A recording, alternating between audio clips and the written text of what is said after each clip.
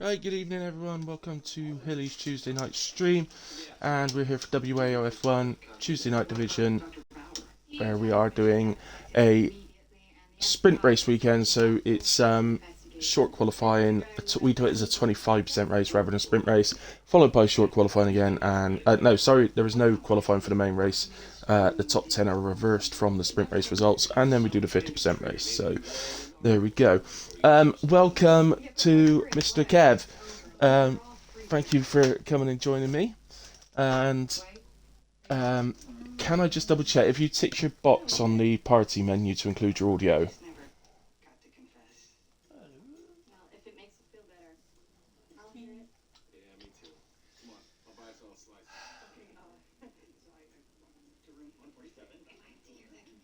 There we go. Got it now. There we go. Excellent. Right, Kev. Thank you. Welcome. Okay. So this is the first time we've ever spoke Yes. actually in person. Lots of times in the Discord chat, of course, but not in the not in actual person. So nice to finally talk to you. And Um, you? Down to it, we're at COTA tonight. It's Circuit of the Americas, Texas, Austin, whatever you want to call it. Um, Personally, I love this track. What about yourself? Um. Yeah. Hmm. It's a hit and miss track for me. Um. Okay. Real life, love watching it because it's one of those that you never know what's going to happen. Yeah. Especially going down the start finish, or not start finish straight, but the back straight. Like Yeah. a few years ago with Stroll hitting the back of, or not Stroll, Alonso hitting the back of Stroll. Yeah. Um. And then yeah, just but racing it. Ugh, I can have a good race, but I can also have a bad race. It's one of those for me. Yeah. Part of the reason I like it is very much the same reason as I like Japan, and that is because each sector provides a real challenge. So the first sector is the S's, like in Japan. It's very Yeah, similar here, which is a real challenge, a quick direction change in, as well as that awkward right and then left to come out up to the end of the first sector, which is really difficult in traction. yeah. You That's know, normally then you've where got I the have my massive trouble. straight. Yeah, then you got the massive straight, which stops you just going with a high downforce setup because you can't, because you'll just get absolutely destroyed on the straight. So you can't just go high downforce. No. And then a different, very lots of corners in the final sector, but they're very different to sector one. So Yeah, yeah. it's You a kind of great track. start the lap with fast flowing corners and end the lap with fast flowing corners. Yeah, with lots of difficult traction zones and easy to pick up penalties around here as well. Oh yeah, yeah. Easy to invalidate your quali laps as well. Yeah. So with that in mind, and you mentioned quality there. So what is your target, should we say, for quality? Um, Anything above P15 really. Yeah. Um, would So be the a good equivalent start. of getting through Q1 in Yeah, basically, yeah. full quality. Which this season's been going quite well for that. Not just Yeah. for a Tuesday, but Sunday and Thursdays as well. Well, not Sundays because obviously we don't do it on a Sunday, but Well, no, but yeah, it's the same as being in the top 15, isn't it? So, yeah. um, yeah. So, yeah, and yeah, you've been doing that a lot more this season, I think. And I don't know whether that's because is Steersy helping you or He's been giving me some tips now, and or here, well, pretty much for every Tuesday race. Yeah, he's been coaching me through laps, like especially with like using uh using the ERS in certain modes and how much to use it here and there, and yeah, he is definitely helping, and I think he's the reason. Not well, yeah, I would say he's the reason I've improved. He's also helped out with some force feedback settings as well, which is yeah, it's weird to think that just changing a wheel setting on the game and on the actual sort of on my laptop as well to think it it's weird. I don't really know how to explain it, but it changing a setting just makes it feel a lot better. yeah, It, yeah. it's ridiculous. Yeah, I'm on pad, but it's exactly the same thing. It's it can one setting can completely throw you out Yeah, and lose your time and all turn you that into sort a of thing. dribble. The In terms of improving, you're talking there really about pace because ever since you joined the league, you've always been very good racing side by side with people, Yeah, and yourself consistency wise and stuff like that. That's never been a problem. It's no, just gaining that bit of pace, I suppose, to move you yeah, up further up the uh, grid. yeah. It's a weird one because I think the last F1 24, I was on it when it got released. I was on it a lot. Yeah, So I was used to the way the car handled and all this, that, the other, and trying to get the settings right. And I used to race in a different league with Karma and Watson before, yeah, and we were reasonably round about the same pace. And then come to this game, I don't think upon release I didn't play it half as much as what I did 24. So then when it came to pace, yeah, it all yeah, just kind of disappeared. And I mean, we fell out of we just fell out with the organisers of that previous league, and yeah, it all got a bit toxic because the whole Discord for it was very, very, very bad. yeah. Um, so yeah, we all just fell out, and then we just stopped league racing for a bit, and then Karma found you guys, and the rest is history. Yeah, The absolutely, three of and us are here. hopefully we'll continue on for games to come yet. But obviously, no. What's your thoughts actually thinking about that games to come? No brand new game next year. It's going to be just an update. Yeah, Do you I think it's a think good it's. move overall? I think it is because in the long run, um, obviously, then if they all they're going to do is basically it's going to be the same engine with just different liveries for last year's cars, Yeah, and obviously drivers and all that. So it then gives them a lot more time to focus on next year's game to be with the new engine that they're going to do, and obviously the new regs and everything. Um, so I think it's going to be good. Hopefully, fingers crossed. That yeah, the game will be at that not sort of next step up for racing games, and possibly even, dare I say it, challenge the likes of iRacing or Assetto Corsa for realism yeah, as much as you can get it for an F1 game. yeah. I guess the problem for that will be that it is a console based game Yeah, primarily. yeah, So that's always going to make it difficult for it to compare with, particularly with iRacing. But saying that, I've watched quite a bit of iRacing on Twitch, and I'm not a fan, if I'm honest with you. But each their own, and all that sort of thing. yeah, I've yeah. got a couple of comments going on in the chat. Oh James God. says Hilly. Um, Wales says Steersy sucks though. Um, James says your name is Simon, not Kev. Oh God. Is Yeah, this correct? it is. Yeah. So Well, to be fair, your online name is AKA Kev, not yeah. not Kev. So it's So basically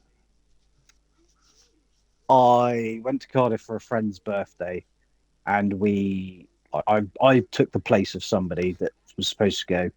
One of the other guys thought I was this bloke called Kev, was calling me Kev all weekend. I didn't even notice. Um, how can you and not then notice somebody calling you Kev all I, weekend? I I was too busy drinking, I think. Um, and then one of the other lads in our or in my friendship group is also called Simon. So to essentially stop the confusion, um, You just went with yeah, Kev. it Yeah, basically stuck. fair enough. My So brother's called Kev, actually, funny enough. But yeah, there we go. I mean, why not? It's a perfectly good name. So yeah, yeah, and it's no, obviously so gone on to it's be your gamer tag yeah, as well. Karma says, how lucky we got finding WAOF1. Yep. Whale says Karma. Karma says Whale. Whale says yes. The Chockster says, evening Hilly. Evening Chockster or Chucky. Welcome back to WAOF1. Good to see you on track tonight. And James put a load of laughing emojis after your story there. So, right. So I'm expecting at least P15 in qualifying from you, and then hopefully, fingers crossed, to move forward in the race as well.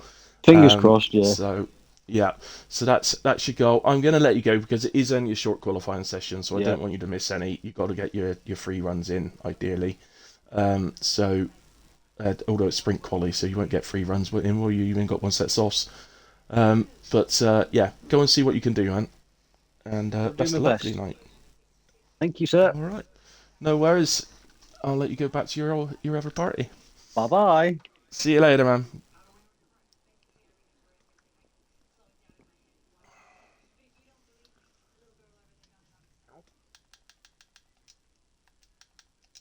Oh, nuts. No.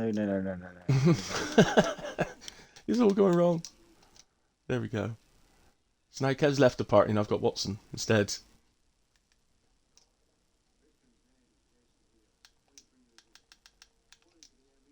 There we are. I've removed Watson. Right. Okay.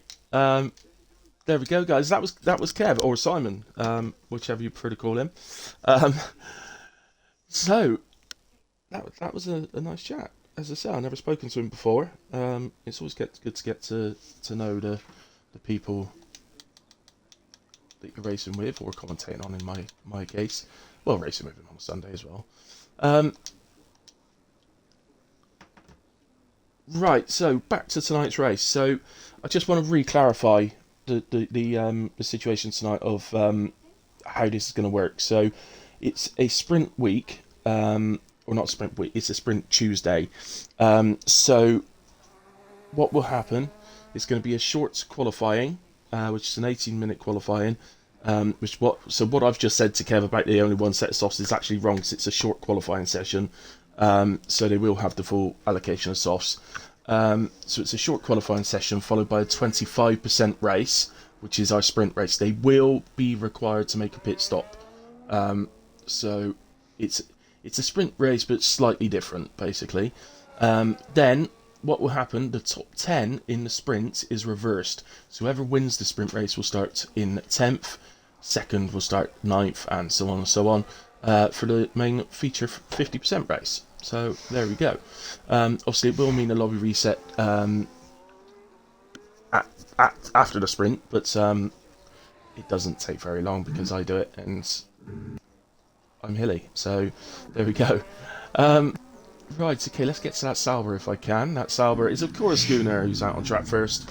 So he's who we'll go with. So for a bit of COTAs, we were saying with Kev there, it is a difficult.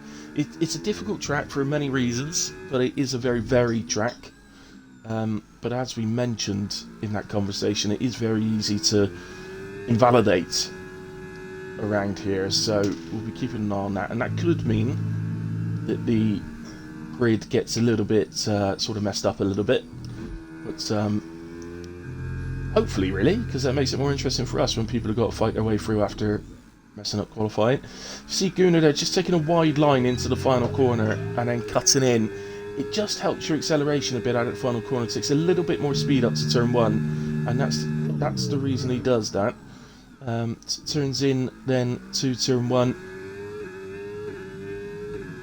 Again, turn 1 can be a little tricky on the traction out of it, but Gunnar seems to manage that pretty well. Then through this series of S's, very difficult. This right-hander in particular, very difficult, and you can see it's really trying to pull Gunnar's car over to the right-hand side. That probably indicates a lot of front wing on Gunnar's car. And also the ARBs can have a little bit of effect on that, so it could be ARBs as well. Anti-roll bars, but out the hairpin then onto the big long back straight. It's going to take us all the way up.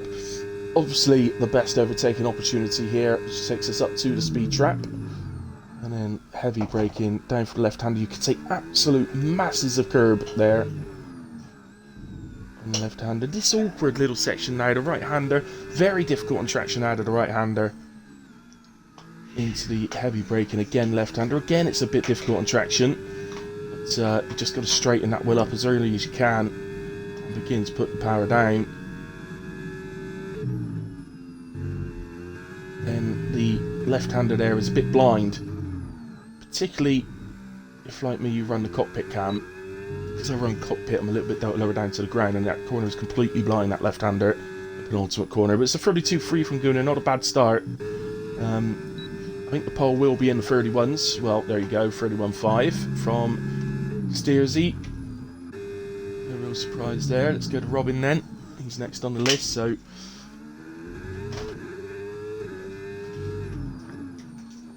Hola, Emdor. Welcome. Thank you for joining once again, darling. Nice to have you in Gaza. Nice to see you out there. Let's go, Gunnar. He will go faster. He will definitely go into the 31s before the end of the session, Gaza.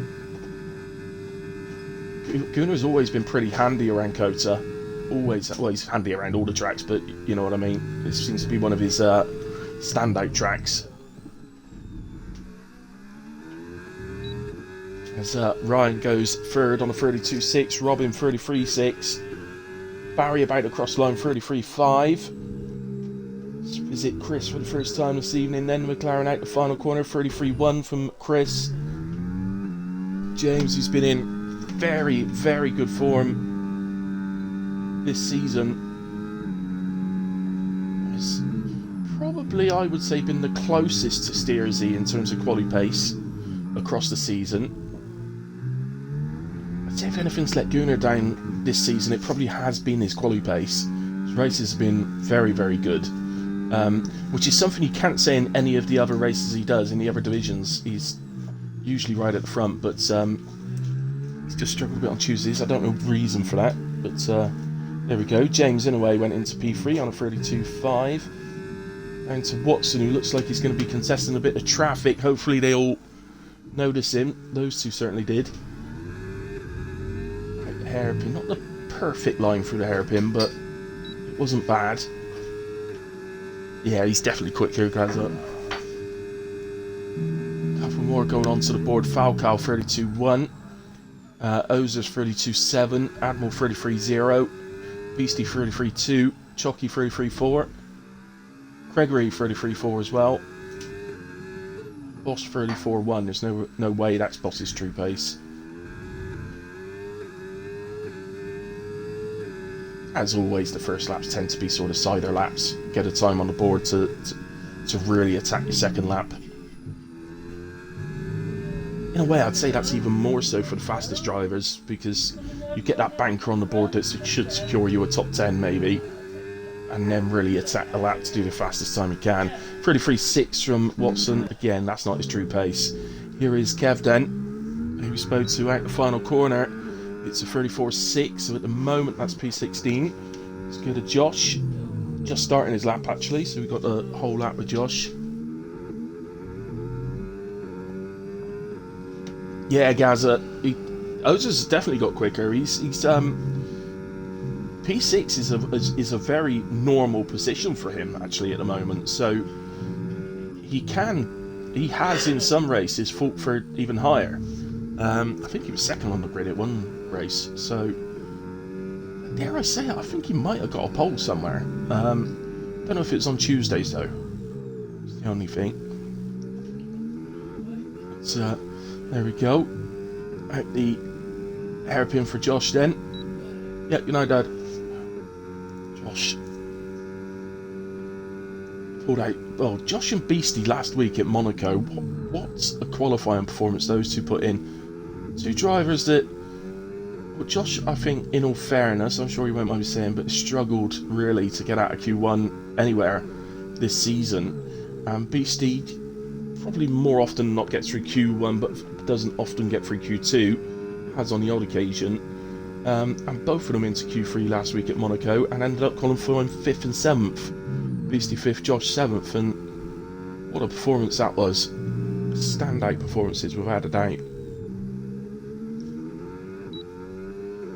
Josh out the final corner then, 33.6 goes into P15. Here's Kingspin. just coming into the final corner as well. 32.9 from keeping spin goes P7. Whale and Gent on outlaps. It looks like Whale's furthest round. So let's go on board with him, because I'm assuming everybody else above is going back to the pits. So in fact, let's do a hilly hot lap then with Whale. So DRS open, heading up the pit straight. Get the car over to the right hand side. Ready for turn 1, down to 3rd gear. You might see some taking 2nd, especially in the race. Open up the steering, get on the power, start through the S's, take plenty of curb. And but gentle steering is actually the way through the S's, both here and in Japan. Then very little off the throttle through that double right-hander. And now this awkward right-left, so very low on traction. You've really got to trust your car not to spin it round. Then flat out now, up to the hairpin, heavy braking zone, obviously down to 2nd. Whale opts in to use 3rd. So I would suggest 2nd the better gear to use. Open up the steering, get on the power, DRS open. Generally keep the car over to the right hand side. Certainly moving over, ready for the left-hander. And loads of curb, loads. You could take a lot more than that. Then back over to the left-hand side, ready for the right-hander, down to 3rd gear.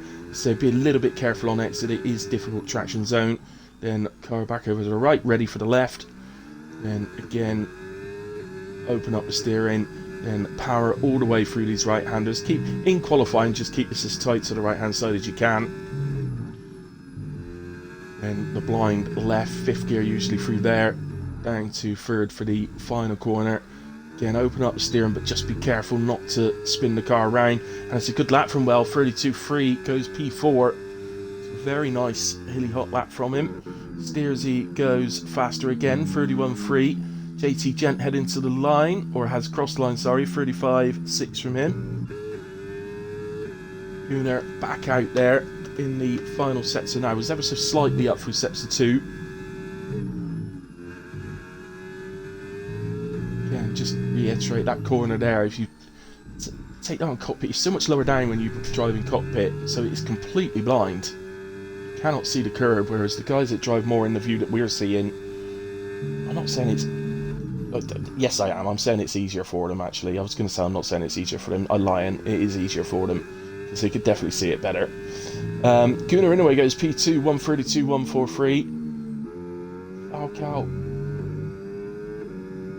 back out there. I think he was slightly down through sets of 1. It's only a short qualifying, Gunnar. Gaza. It's Falcao oversteers out of the hairpin. That'll ruin that lap. Ryanair is a couple of attempts. Oh no, that was his last lap, sorry. So back to James then. Almost 3 attempts up. Yes, sprint weekend, Gaza, so it's short qualifying. Although we do our sprint slightly different. We do a 25% race for the sprint, so they will be required to make a pit stop.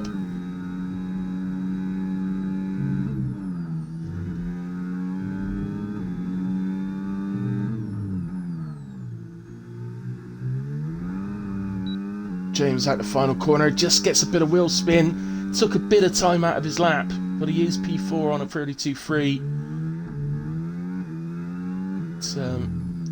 I'm sure if Steersy had the time and the tyres, though, Gaz, I'm sure he could potentially push towards that 130. If Carsey was on track, he'd be doing it easy. That's the difference. But Ryan just coasting. Chris down, way down. I think he's on an in lap. Here's Ozers then. Didn't get the split time come up, so didn't get to see that. Hey Vati, nice to hear from you, my man. 100% it's easier, can't do cockpit. Well, yeah. I didn't want to say, Gazza, I didn't want to say. I do know we've got at least one cockpit driver on grid tonight, which is Admiral, currently sat in P10. He switched from the camera mode that everybody else uses and went to cockpit this year.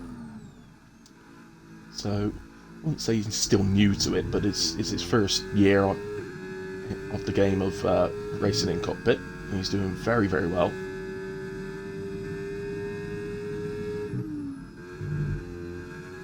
Moses then. Oh, he's back to the pits. I thought he was on a lap. Oh, my word! Don't do what you did last time, Moses. Don't go turning around and driving back to the pits because you'll get in trouble. You're going to have to go around again. Good boy. That was nearly death for Moses there, though. Admiral not on a lap. Can we find somebody on a lap? Kingspin is on a lap. 3 tenths up. Guys, he definitely is.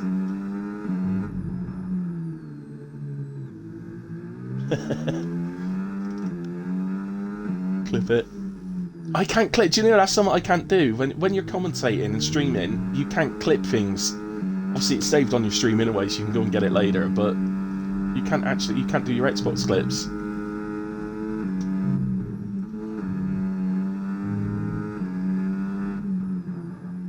Kingspin back to the. I thought he was on a lap because he was up. What is going on? Right, lost membrane. No, he's on an in lap. Is anybody on a hot lap?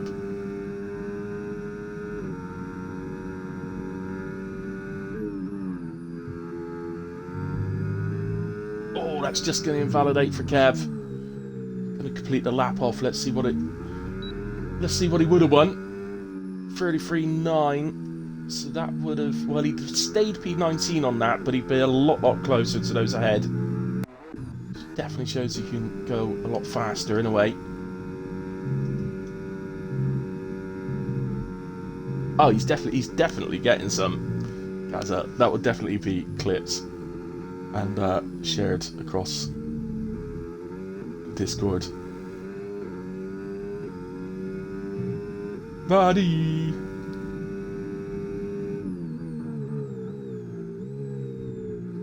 Get yourself back racing, Batty. Jockey out the hairpin then. DRS open.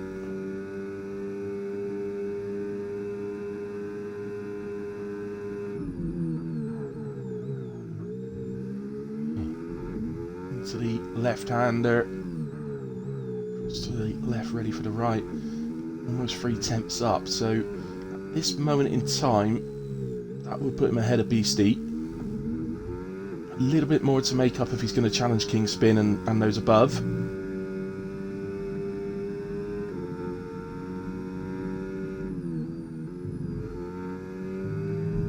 Decent through the penultimate corner. And then, yeah, good through the final corner actually. So yeah, improves half a second, goes ahead of Admiral into P10. Big improvement through the final sector. I did like the final corner. So smooth and got on the power very well. Get yourself back racing, Batty. If you need any links, just drop me a message in Discord and I'll send you any links you want. So Gregory into the hairpin.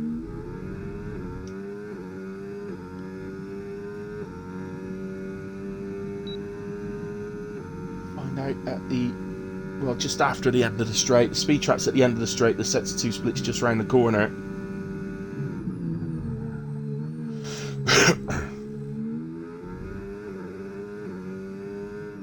Oh, he's 8.9 down, okay. Barry, maybe. I'm so used to it at this stage looking at the drivers that are further down trying to get through Q1, but of course we're short qualifying, so clearly not a lap back from Barry. So let's go to Gunnar then. To be watching the drivers. No, you're not retired. Come back. Baby, come back. Do. Won't you come back? Sorry about that. Anyway, back to Gunnar. It's definitely one way to put the drivers off if I start singing. Barry's oomph up. It's not quite enough to beat Steersy. But it's a little bit towards it. So the hairpin then. Better line, but was a little late getting the steering open.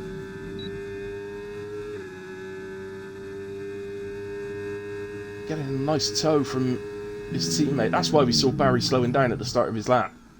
He was waiting for his teammate. So a nice toe down the straight. What's that done for his sector 2 split? Well, he's 3 tenths up nearly. So it's not looking like a lap that's going to challenge Steersy, but it's going to really lay down the gauntlet for P2.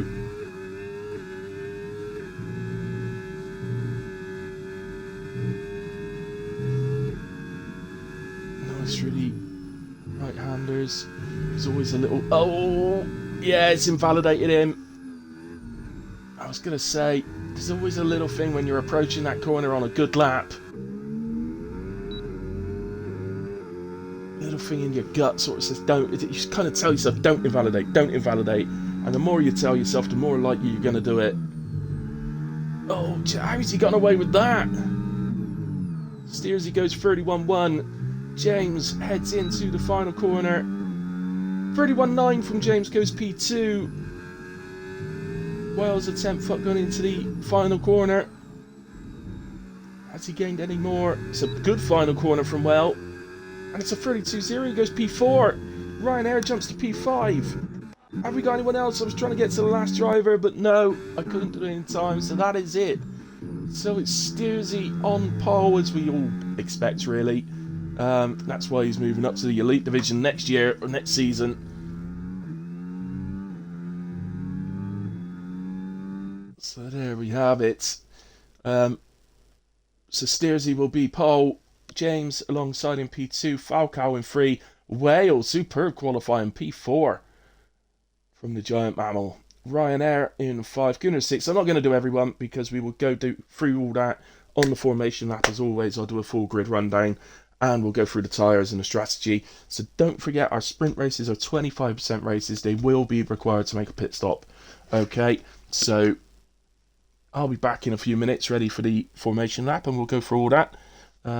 Other than that, guys, I'll see you in a moment.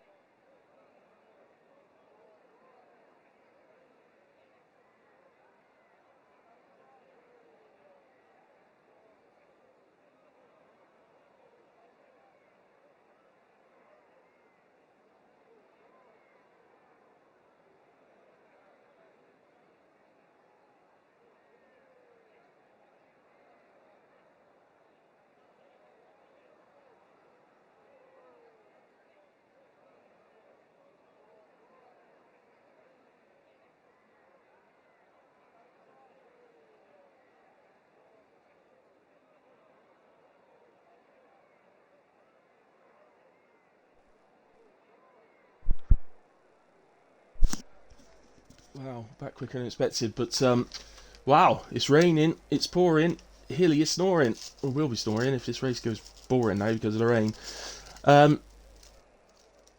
Let's change this thing a bit. Well, now, I think technically they don't need to make a stop, so what I said before is probably wrong. I'll assume normal wet race rules apply. I wouldn't be surprised. I'm going to check the Discord in just a second once I've got my hands free. Because something tells me somebody will be asking that question in the chat.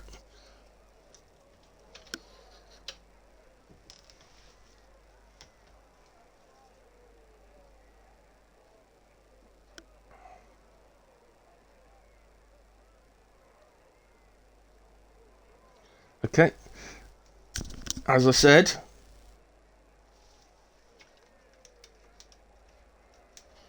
somebody was bound to be asking the question in the chat, and thankfully Kev has. So, do we have to pit as it's wet? Wales' response is no. So normal wet race rules apply. So they do not need to make a stop. What are we going to see? Are they going to go inters or full wets?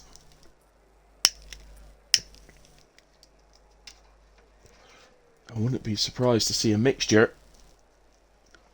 What usually happens is, in these wet races, you usually find...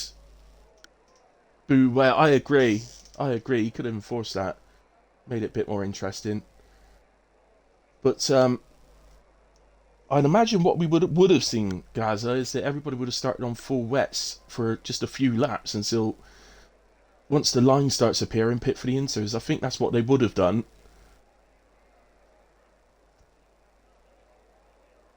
And Yeah, Mdor or Dorling is saying always Inters. I agree. It only seems to take a few laps at most, really, for that drier line to start appearing. And once that happens, they're definitely quicker. The other thing I've noticed on this game as well is that the full wets wear, their tyre wear is insanely high, regardless of how bad the wet rain is. So, whereas Inters wear very slowly. So that's the other reason why Inters end up being faster. It's not just because the dry line appears, it's because the wet tyres wear at an incredible rate.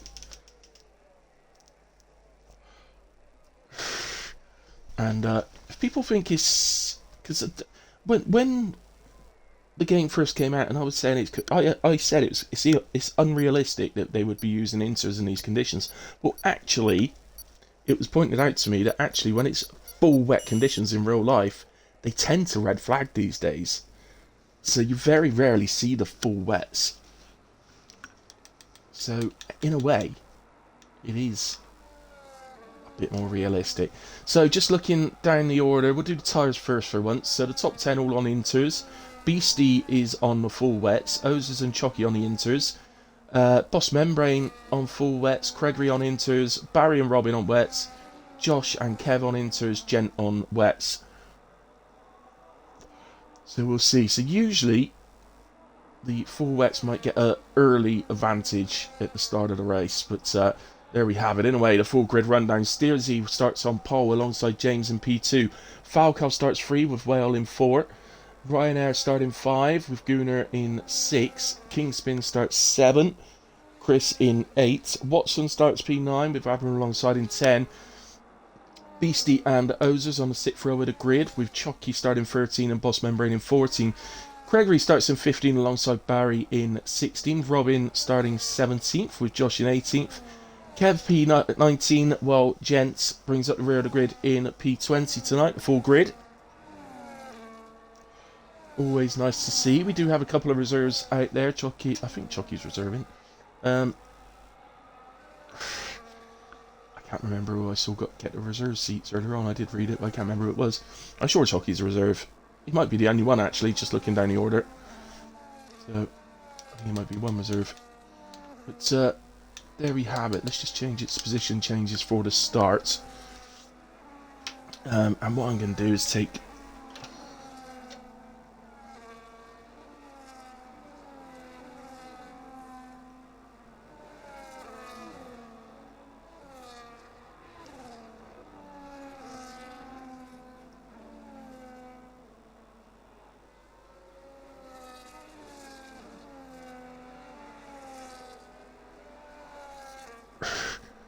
No, I don't need that, do I? No.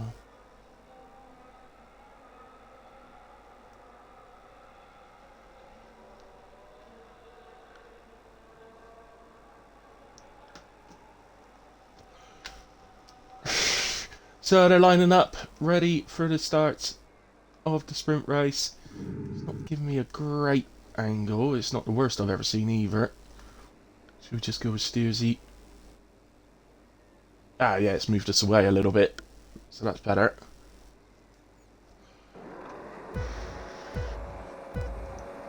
Four, 5 lights are on. Out they go, some really short pulls. Steersy and James both seem to react pretty well.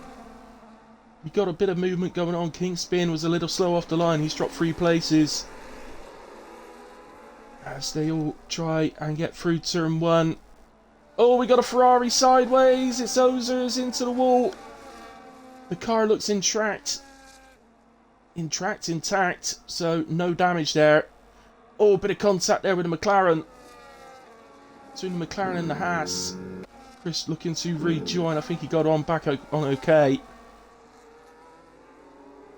Gunnar up to P3. He's up 3 places off the start. What a start from Gunnar. Would have been disappointed with the qualifying having invalidated the final lap, but what a start. Falco up 1 in P2, holding on to the back of Steersy at the moment. So we'll get a little idea of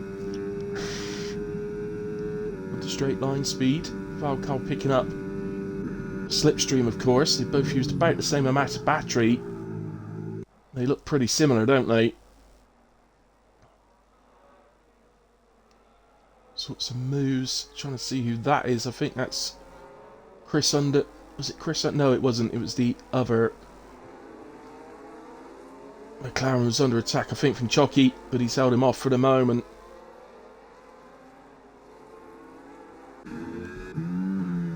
Ryanair having a little look at Whale there, but Whale able to hold him off. These right-handers, the first time you go round, the first lap round, are pretty horrendous. Really difficult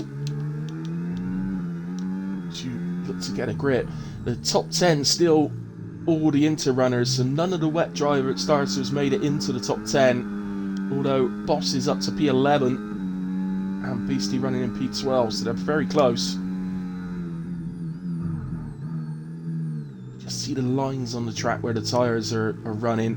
That might have gotten Ryan a warning there. He cut that corner pretty severely. Can take a lot of curb on turn 1, but it's... So I'm not sure. He might have got a warning, he might not.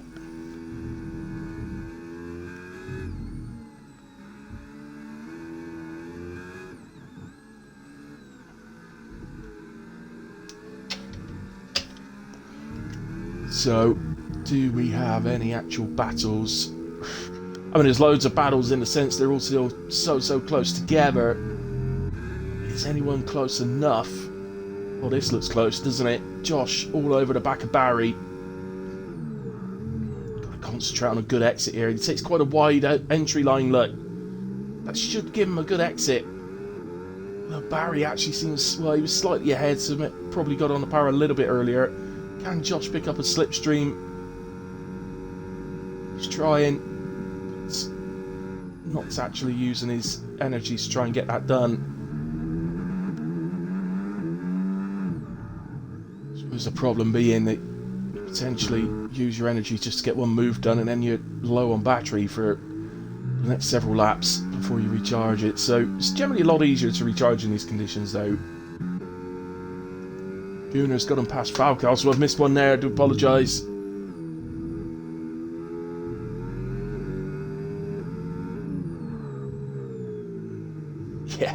Yeah, non-assist users will be feeling it around here.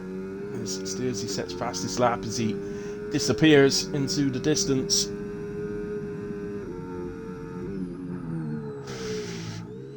We're going to have Steersy from Tuesdays and Dorlin, who's in the chat there, from Sundays moving into the Elite Division next year. It runs on the Thursday nights. It'll be interesting to see how the two of them stack up.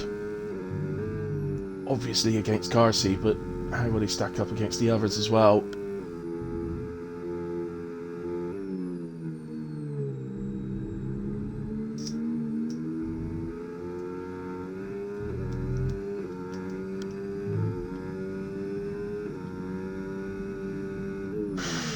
As Watson becomes the first driver to pick up 3 seconds.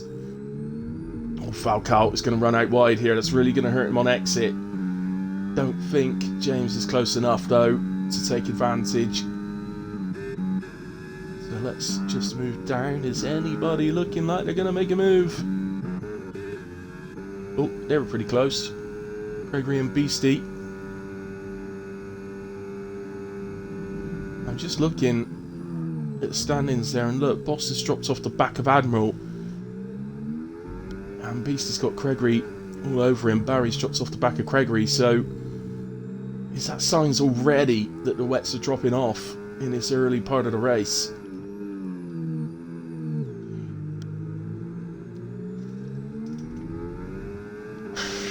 Probably not very well. I think you do absolutely fine, Dorlin. I don't, you know.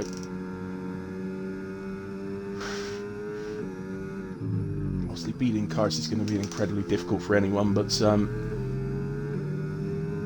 into the pits comes Beastie.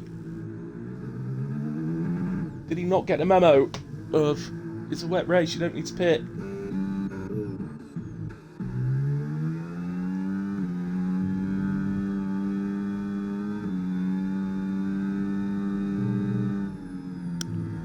James then is really caught onto the back of Falcao, but Of course, these conditions, not only is it very difficult to stay behind the car in front in a way, but through sectors like sector 1 here, the dirty air comes into play, which makes it even more difficult. Really see, look, he was going in through sector 1 where he was less than half a second behind. By the end of sector 1 he was almost a second behind, which obviously then makes it impossible for him on a straight.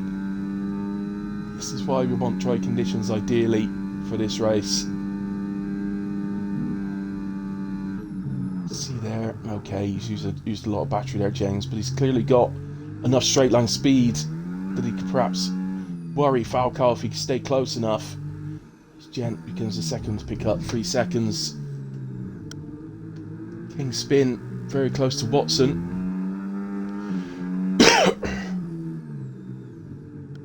He has a look at the inside into the left-hander. Never really got alongside. It's Watson left his room in a way.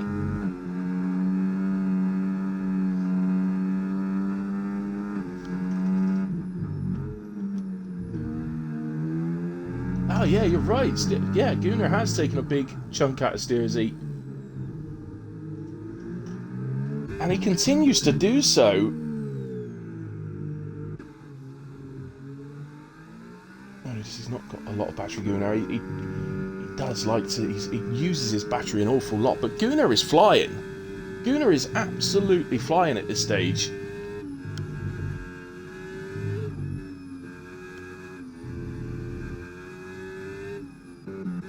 Getting to overtake Kev, getting ahead of Chocky. Chocky getting back ahead of Kev. Good battle from these two as they head into the S's. And it looks like in the end Chocky's come out just in front. Kev didn't have the qualifying that he wanted, going by our chat pre-quali, but he's having a good race so far, from 19th to 15th so far. And Chucky just catching Josh a little bit despite the pressure from Kev. These two have got hoses all over the back of them as well. Who's looking like if he could keep the car going in the right direction, like he has actually got some pace. Right, Gunnar. Well, I don't know, maybe Steersy was having a little nap, because Gunnar's just dropped about half a second back now. He did have a lot of battery, Steers. He's still got quite a bit, but he has clearly used some. I would suggest to extend that lead back out a bit. James then on the back of Falcao. Just wonder if his better option might be up the pitch straight. Yeah, look, Steersy suddenly reacts with fastest lap of the race, and it's a significant difference to what it was earlier. Yeah, look, James is having a little look at the pitch in turn 1, because I just wonder if he thinks that might be his better option. It's because it's so difficult to stay close through sets of 1.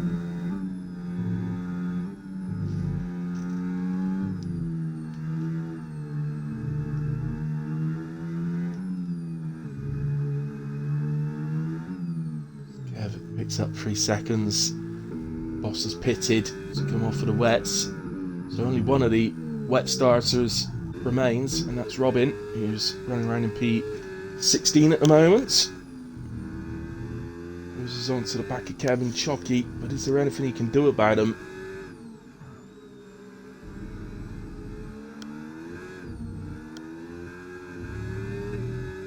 Stays pretty close, and as you can see, he's got a lot of battery, but so's Kevlar.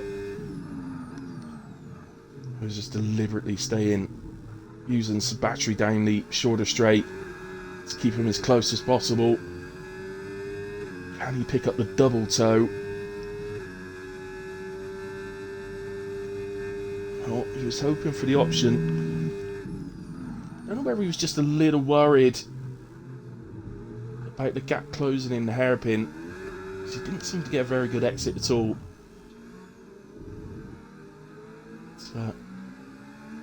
Battle so far.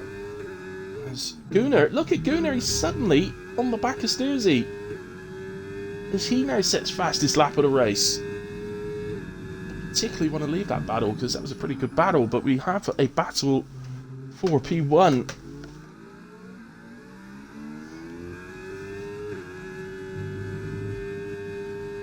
It's going to be the same problem for Gunnar as it is for James with Falcao.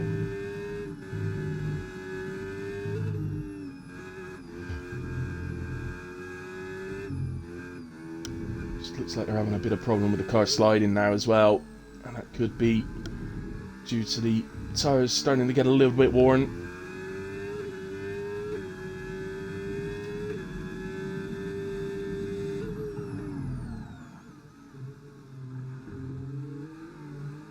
Something.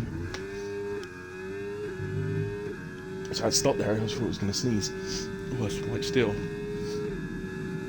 Okay. Yeah, some of the course on this year's game that's a bit different to previous years is, of course, well, it's been a few years now, actually, in all fairness, but because there's no wet time trial anymore, really wish they'd bring that back, but because there's no wet time trial, people don't tend to have wet setups. As Steersy makes a mistake and runs wide, Gunnar's going to have a look on the inside.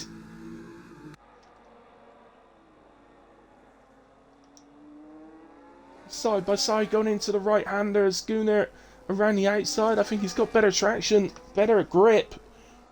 And that little mistake from Steersy where he runs wide costs him the lead. So Gunnar takes the lead of the sprint race here in COTA. And once again sits fastest lap of the race. Now Falcao beats it by 4 attempts. In fact, what a lap from Falcao that is. He took the gap down as well to the leaders quite significantly on that lap. So Gunnar in front and already looking like he might pull away. So maybe there's something in Steersy's setup that is just not working in these conditions. Well, he flew off at the start. You thought for all the world like he was just gone. Gunnar gets a lot of slide. Big slide. Oh, he's picked up 3 seconds.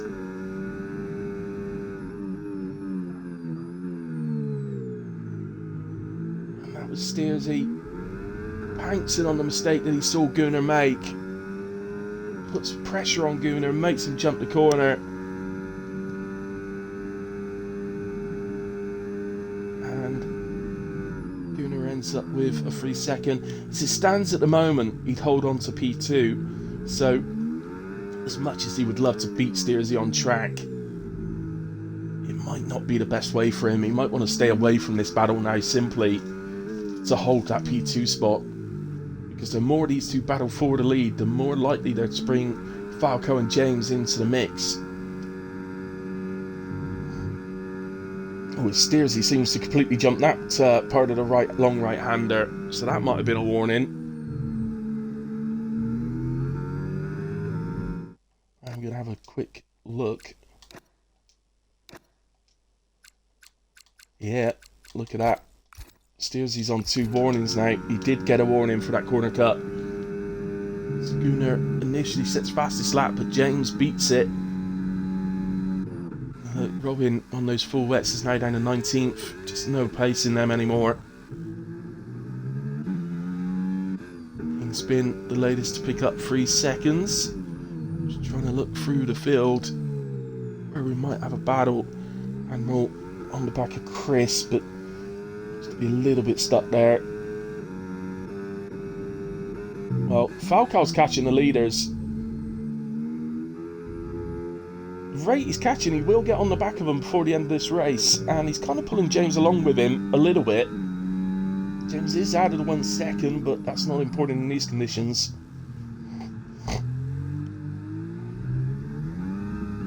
That's bad news for Gunnar, because somehow needs that gap to be over 3 seconds so he doesn't lose the P2 spot.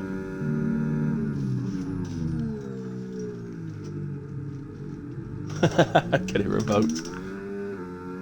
Tolu! Hello, Tolu. Or Steersy just wants a little challenge. Maybe you heard me saying about moving to the big boys division on Thursday, so he's slowed down a bit. don't want to. I believe he's intent on racing it in a way. So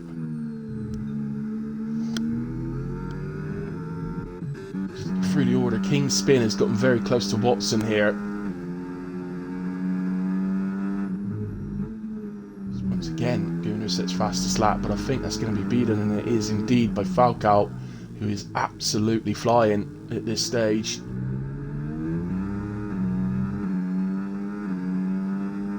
Notice ahead there, look, Whale in the Ferrari just moves to the inside there onto the wet line to try and cool the tyres a little bit. The steering wheel stays. Yeah, just looking here on King Spin's steering wheel, the rear tyres are quite far into the 80 degrees, so that's a little bit high for the intermediates. So they won't. Yeah, the rears definitely won't enjoy it, and that would explain why we're starting to see quite a lot of wheel spin and quite a lot of sort of drifting in the corners from a lot of drivers. So on these straights, particularly this one, well, this one in the pit straight, just move on to the wet line and just cool the tyres a little bit. Ideally, you'd have been doing that earlier in the race to keep them cooler, rather than trying to actually cool them down now.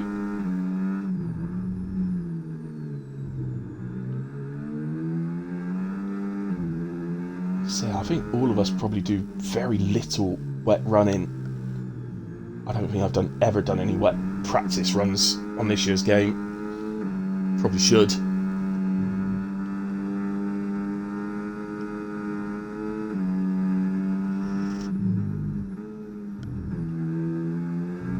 I'd take that back, I definitely should, because I'm horrendous in the rain.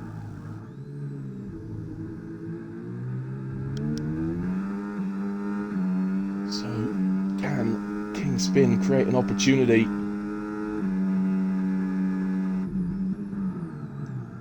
Surprises me that these two see well moving onto that wet line, but don't do it themselves, even though they are doing it on the back straight. So,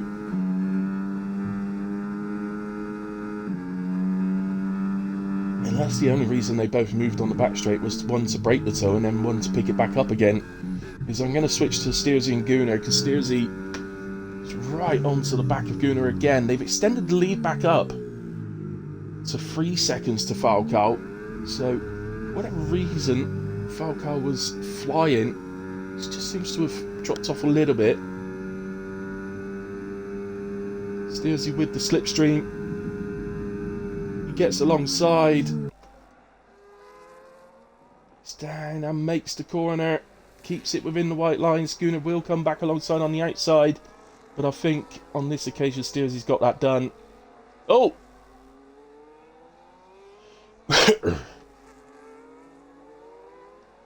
It looked like there was something flew off one of the cars, but I don't think it did. I think that was a little graphics glitch from the game.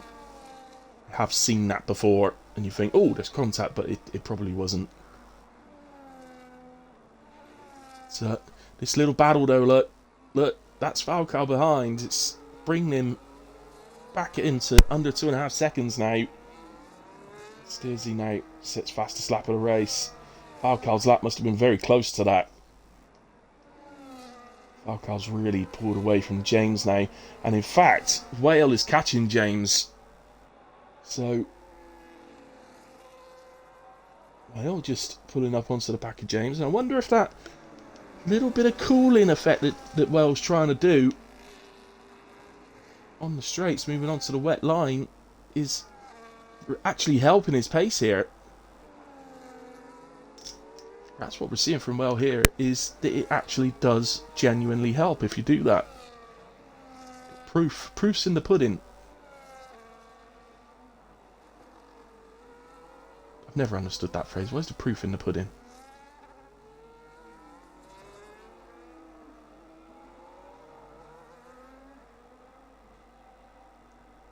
Yeah, Steersy looks like he's pulling away now. And look, Falcao using the wet line there.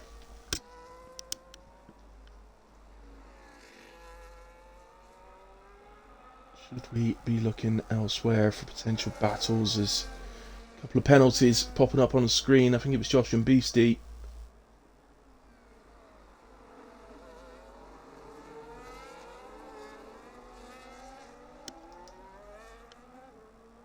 Look, Ozer's still stuck behind these cars. There's nothing. He's going to jump them all because he stayed pen free.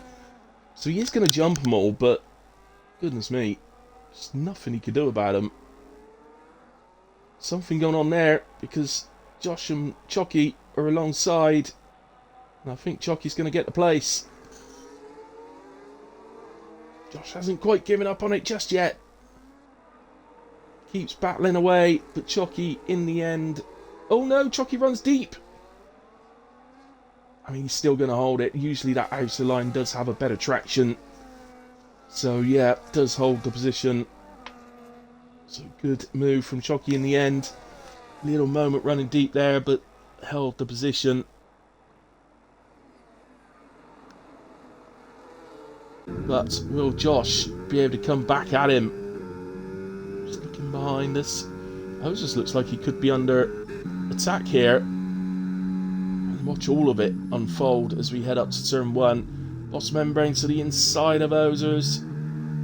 Well, Ozers might say, well, you went alongside. Going into the braking zone. Boss will say, but I was alongside at the apex. So that might be one for the stewards, but ultimately, being a sprint race, it's not really going to make any difference.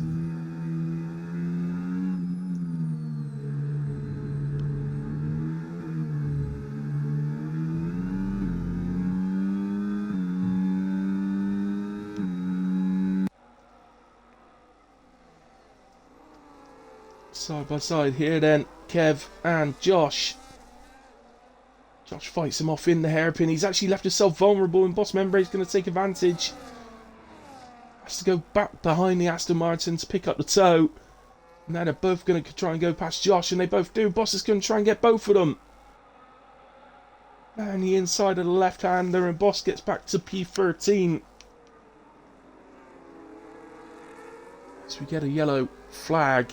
Looks like it's a Merc, and it is a Merc. It's Admiral, who's made a mistake there in the big right-handers. Well, he'd be fuming. He's going to be fuming because he's just given pole position away for the feature race. The only good thing is that it's gone to his teammate, but I'm sure he'd rather have it himself. Remember, the top 10 will be the reversed starting order for the top 10 in the main races. Chucky gets back past Boss Membrane. Or does he? They're fighting still alongside up to turn 1.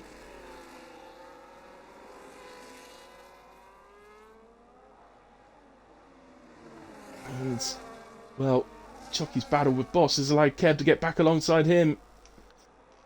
All sorts of battles going on. Oh no, I think it's ended in tears. Chucky's off. Where he got a car approaching, he does. And Beastie goes through. Good awareness that from Chucky. But Chucky did end up off track. We didn't actually see what happened, so I can't be 100% sure. Just double checking that yellow flag, but I believe that's Gent. I think he's just moved out the way he has yet. So to the leaders then, as they come around to finish the sprint race. Steersy is going to take victory. Gunner's P2 on track, but he's going to lose it, I think. It's going to depend all on the final corner. So I think Falcao's going to jump. He does jump to P2. Gunner P3. James in 4. With a battle to the line between James and Whale. James in 4. Wales is 3.5 tenths behind. Ryanair P6. Watson comes across the line as 7th. I don't know if any of this is going to change. So Watson 7th. No, Gregory jumps to P7. Watson in 8. Admiral P9, so we'd be happy to get back into that top 10. Chris in 10 means he'll have pole position for the feature race. Kingspin in 11. Boss Membrane in 12. Again, penalties around here, so I think Ozer's going to jump up to 12.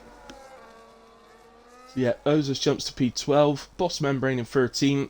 Kev 14. Nope, that's just changed again. Hang on. Kev 14, Beastie 15, Josh 16, Chalky 17, Barry in 18, and Robin, who's making his way through sector 3 at the moment, is going to take P19. Fair play, stayed on the wets the whole time. He stuck to his guns. So yeah, good race at Gaza for a wet one. I hope the main feature race turns out to be dried out. Good to have a little bit of both.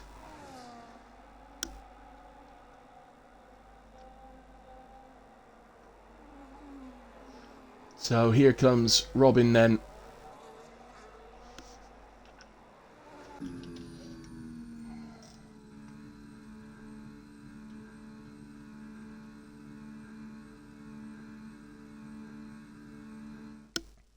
So I'm going to take a quick picture of the results there.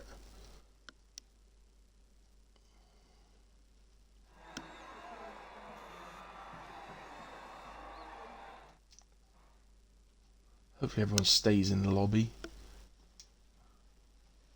So fastest lap of that race, by the way, was a 1:44.946 from Falcao.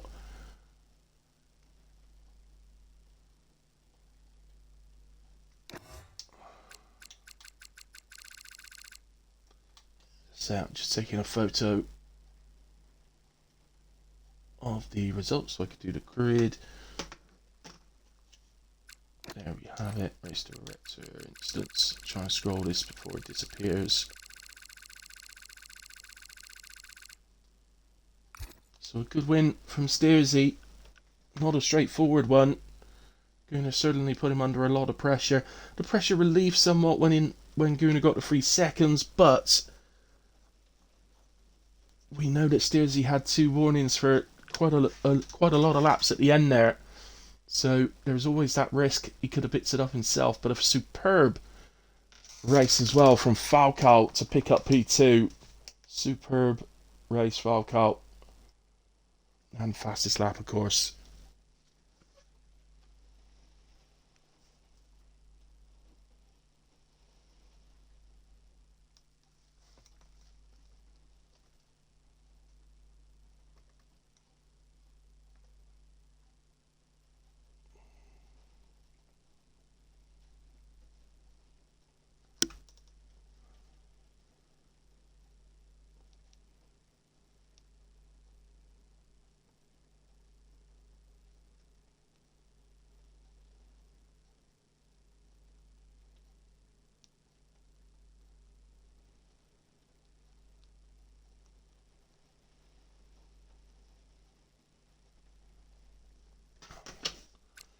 So let's not forget to just amend, not the track, so off, switch that to long.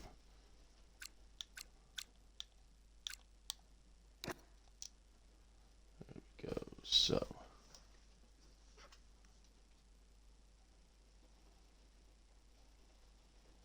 Okay, yeah, I've got the confirmation from WAOF on how to do the grid, so that's fine.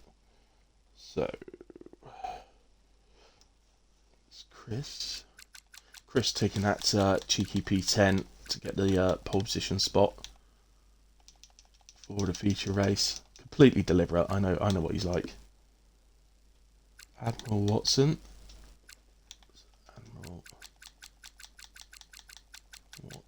If I could find him, there he is.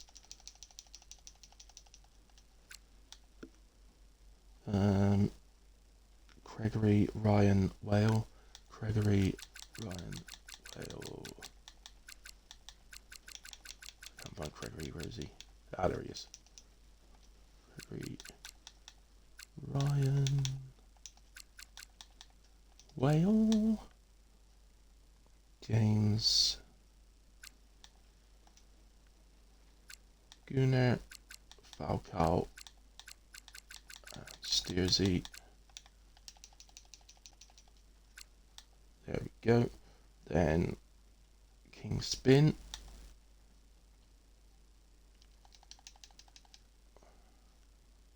King Spin, Ozer's Boss.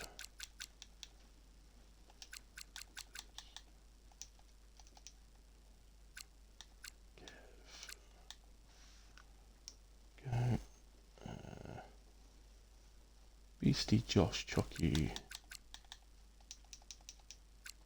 Beastie Josh Chucky. Barry Robin Gent. Barry Robin Gent. There you go.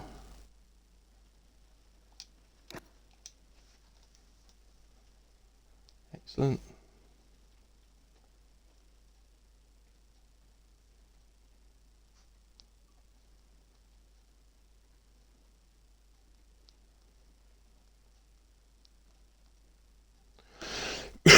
Right, guys, so the grid's done. I've just told Whale.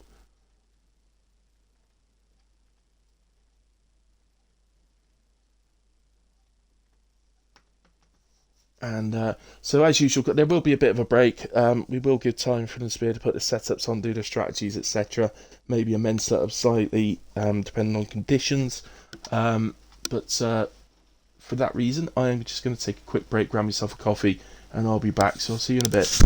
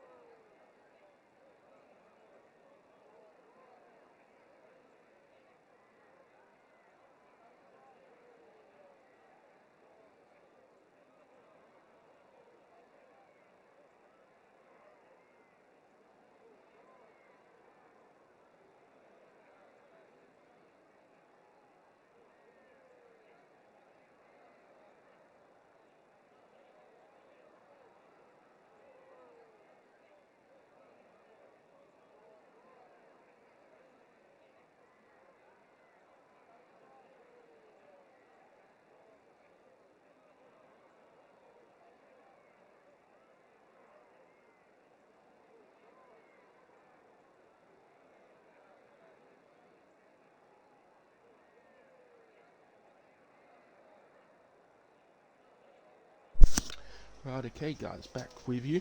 As you see, they've readied up to the track. They will now just have a little bit of a break in order to get the setups, etc. on. I believe the race start time is 9:08. So that's when we'll head on to the formation lap.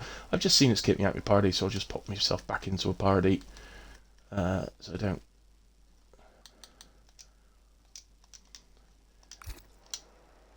particularly want to be putting the drivers off, as fun as that can be.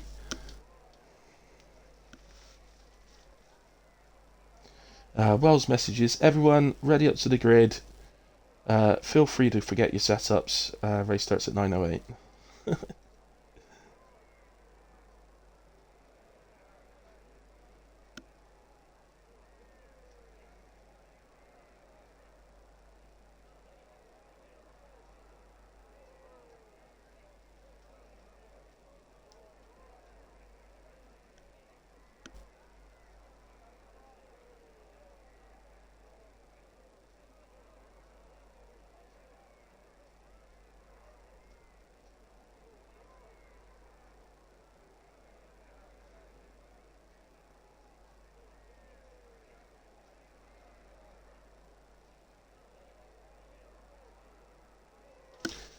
Thank you, Dorlin.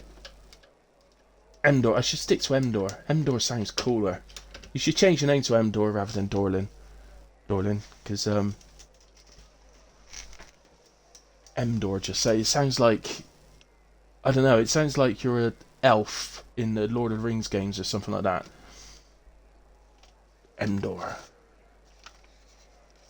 Do you reckon an elf, or would you be a dwarf? What do you reckon, Dorlin? Would you be an elf or a dwarf if you're in Lord of the Rings?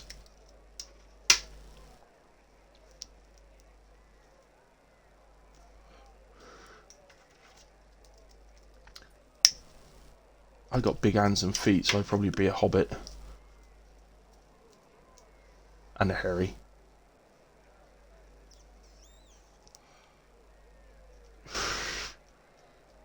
No, I've got many elf friends that are called Matt, so that doesn't help at all. In fact, out of all my elf friends, at least 3 of them are called Matt.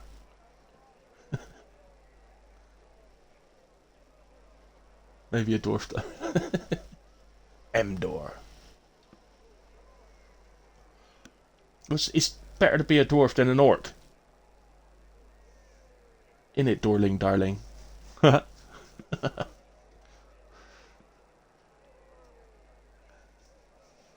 Oh dear. What time is it? 9:07. We're getting close.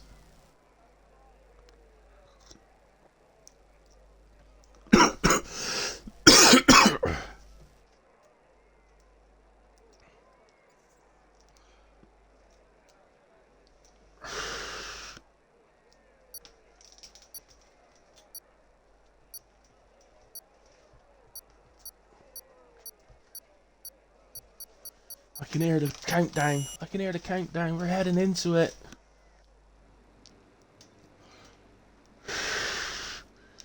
So, here we go then. Right, so I best do the grid rundown, as the grid would have changed a bit. So just a quick reminder then. So as I say, the top 10 is the reverse of how they finished in the sprint race. So Chris starts on pole, Admiral alongside in P2, Watson starting in 3 with Gregory in 4, Ryanair starts in 5 with Well alongside in 6, James starts 7, Gunnar in 8th, Falco in 9th, and Steersy rounds out the top 10. Kingspin starts 11th with Ozers alongside in 12, Boss Membrane and Kev on the 7th row of the grid. Beastie starts in 15 with Josh in 16, Chucky starts P17 while Barry starts in 18. They two have just been disqualified as well from the formation lap, so they have nice cold tyres for the start. Robin starts 19 with Gent alongside in 20. So there are the positions. Now the tyres. Chris and Admiral both opt in for the mediums. In fact, do you know what? It's a lot easier if I just tell you he's not on mediums. So Watson starting in P3 is opted to start on the soft tyres. Boss Membrane in 13 is on the hard tyres. And Josh in 16 is on the soft tyres. So. Bonkers.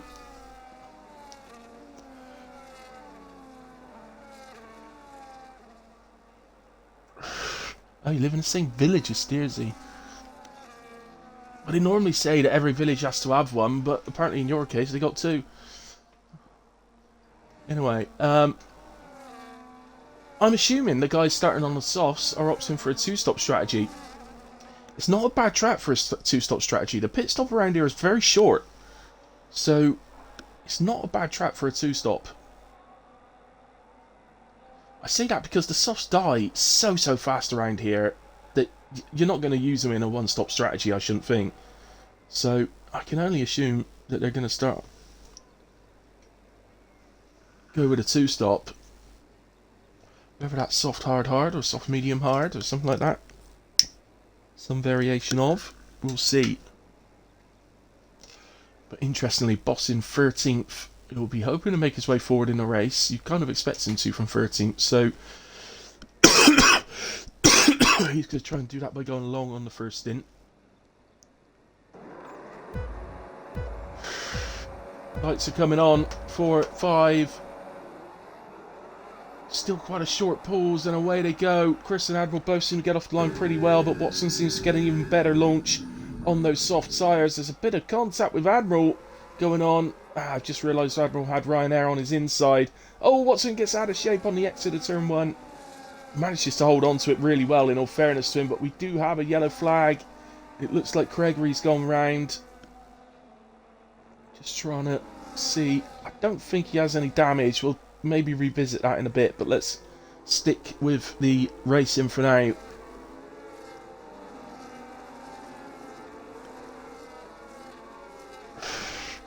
So, sorry, yes, Steersey's dropped the P18. So, presumably, there was some sort of contact between Steersey and Gregory, you would assume.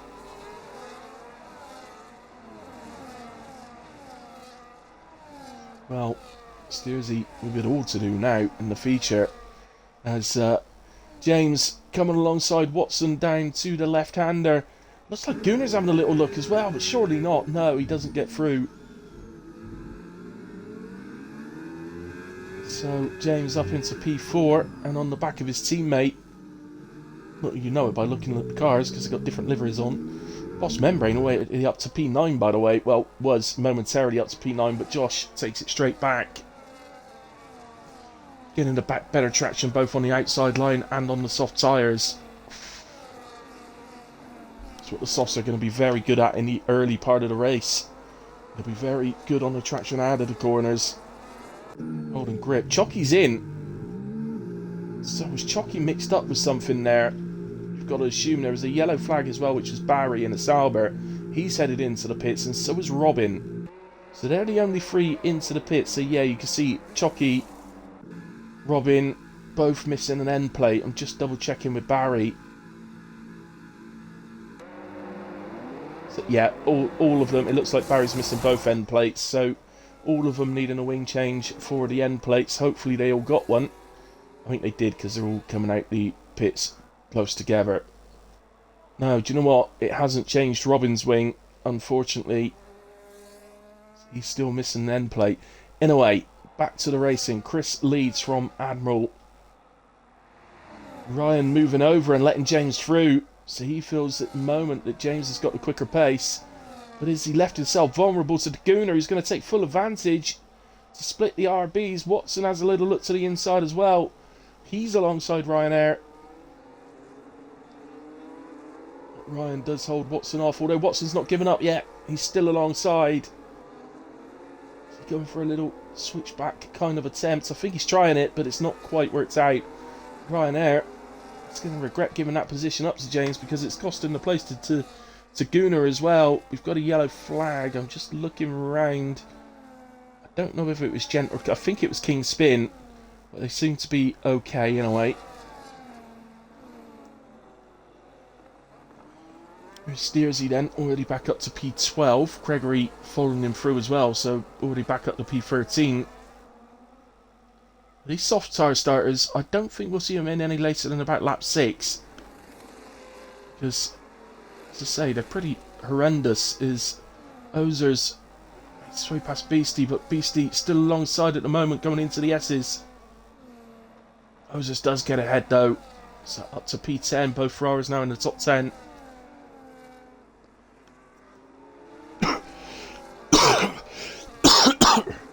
Gives Ozers a momentary release, if you like, from the attack from Steersey.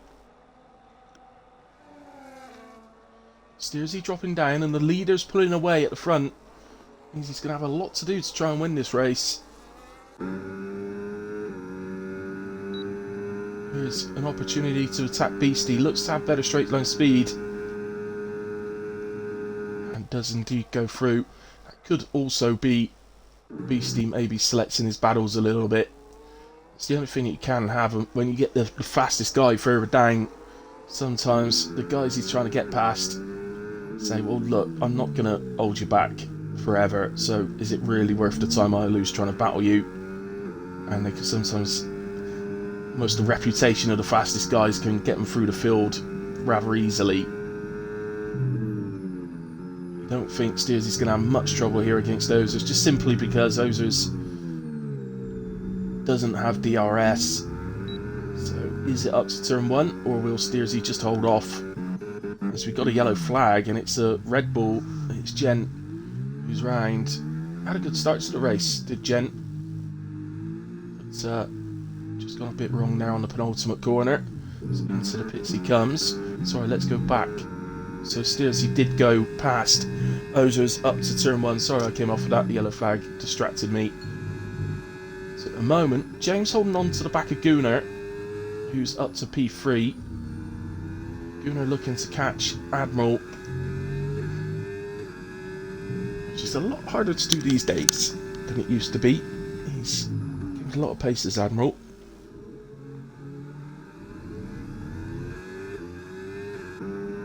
Yeah, Ozer's already dropped off the back of Steersy. I don't think Ozer's got DRS. Oh, yes, he did. Okay, he did have DRS at least. As Steersy makes his way past Boss Membrane. That could become interesting later in the race. They could end up somewhere near each other towards the later parts. We'll have to see. Boss so far today not really showing his old pace.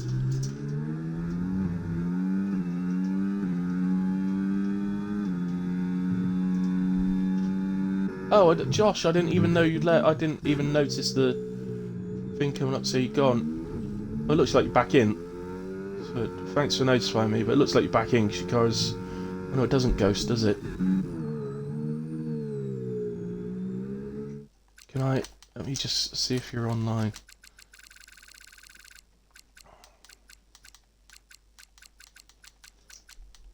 Yeah, so you're not showing online for me at the moment, Josh. Josh, if it comes back on, send a message and I will hopefully notice it.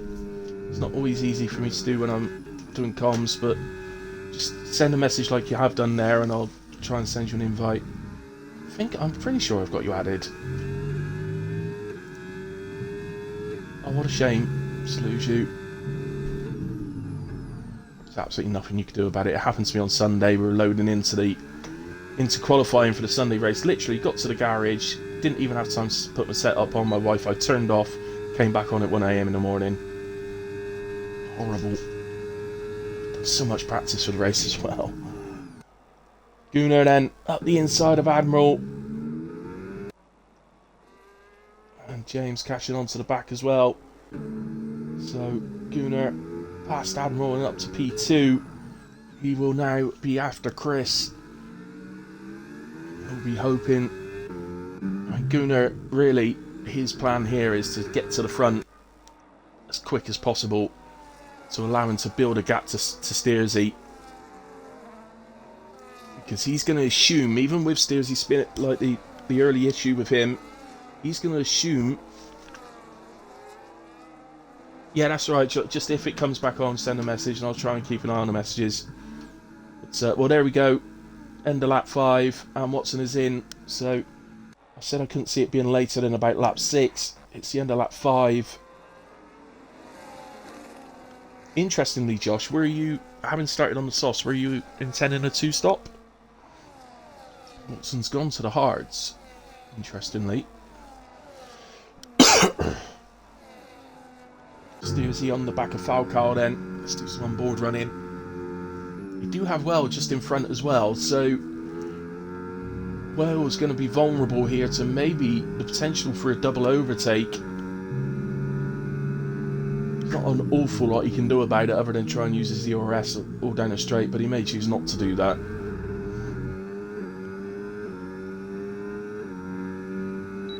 Yeah, look, speedy Steersy.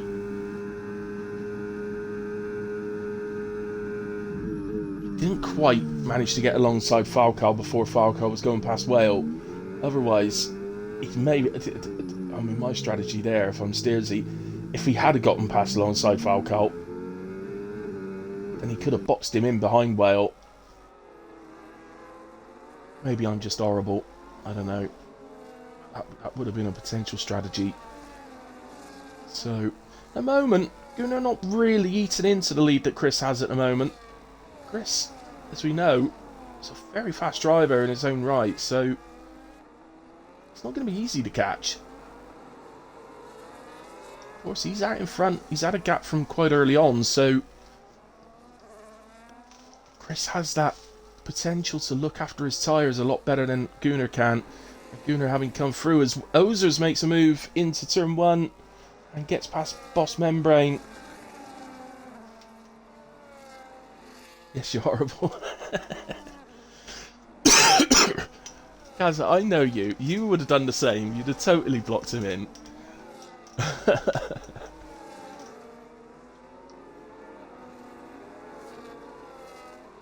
So, Steersy after Ryanair now, and he's already just nipped within 1 second. He's flying through the field. You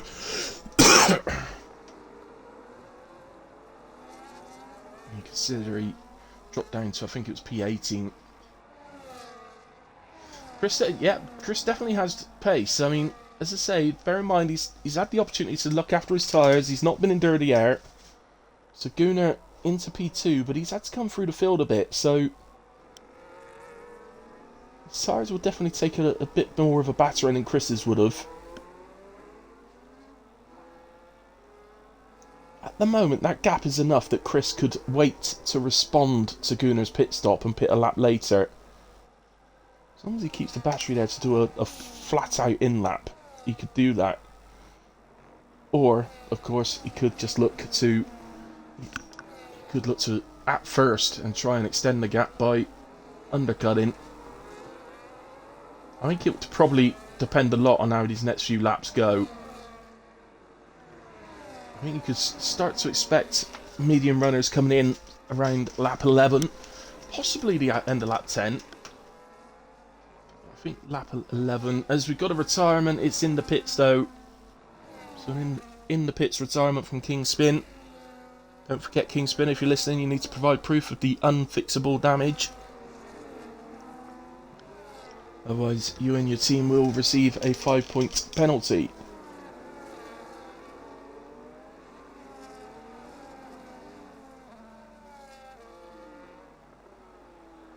Clarify on those rules, that's for the rule for full-time drivers. If a reserve retires in the pits without proof, they receive a week's ban from reserving. Here we go. Oh, I've gone one too far, sorry. I'm trying to get to Steersy and Ryanair. It's because Ryanair's camera was giving me a terrible camera angle. But Steersy through then. Basic DRS overtake. Look, there's any other options further down. So, just keep an eye on Watson.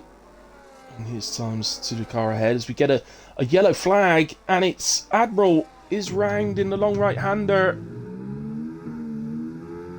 Oh, Admiral. Odd place to spin. So, I don't know if there was contact maybe because... Well, just purely because it is an odd place to spin there. I've seen people spin in the wet there. There was one of the previous games, I can't remember if it was last year or the year before, where it was quite easy to spin there, but this year that's pretty unusual. So he's dropped the P12. And his car does seem to be intact, so if there was any contact with anyone, it must have been pretty minimal. Boss Membrane on those hards, by the way, just looks to be becoming a bit more competitive at this stage. So, well, at the moment, he's switched positions with Ozers, by the way.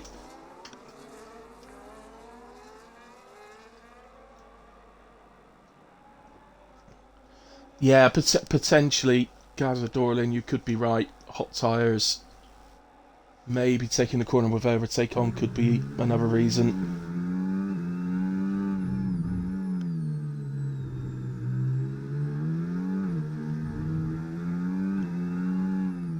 those right-handers, I must admit, I actually don't take them flat out in the race. I just ever so slightly ease off the throttle a little bit. Not very much. I'm only talking about 5% or something, but it just helps to keep the tyres cool on the left-hand side.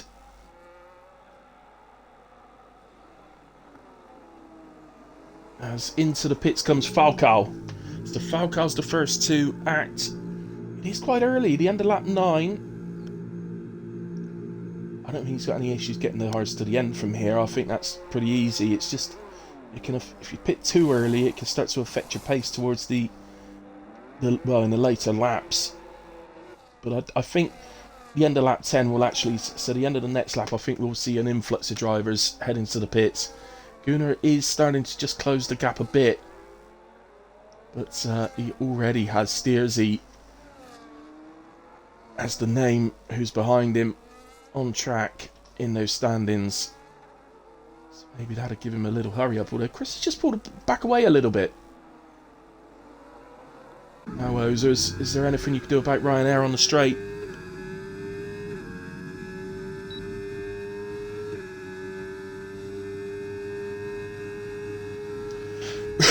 Well, there's your answer. As soon as that red light comes on the back of Ryanair's car, you know he's a sitting duck.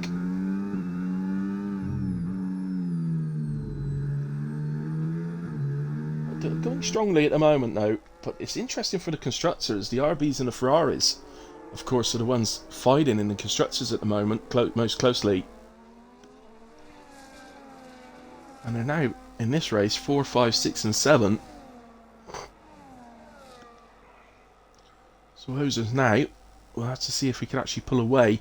But meanwhile, Whale is coming under a bit of attack here from Boss Membrane. Quite an unusual place for an overtake there.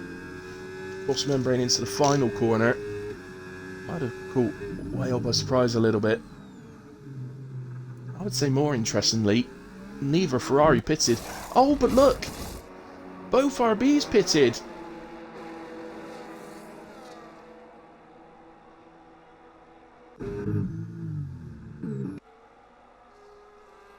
Well, I didn't see it, but surely they were too close, weren't they? They must have double stacked. Oh, go on Ozers, go on Ozers. Why am I going on Ozers?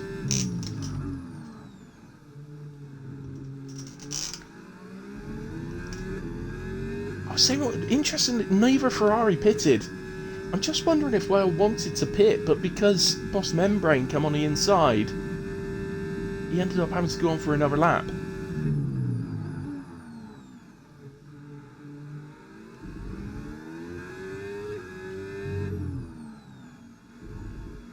It's real question time now for Chris, isn't it, at the front? He's, again, the same question I posed earlier. Does he look to do that extra lap to have the 1 lap better tyres later on to Gunnar and Steersy, or does he look to act first to maintain the lead that he now has? Well, there's your answer, because he's in. Gunnar follows him in. Steersy carries on.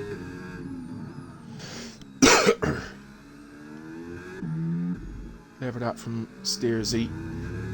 He's going on. He wants the tyre advantage later on. He will feel he's got the pace to catch the 2 drivers in front of him in terms of pure pace.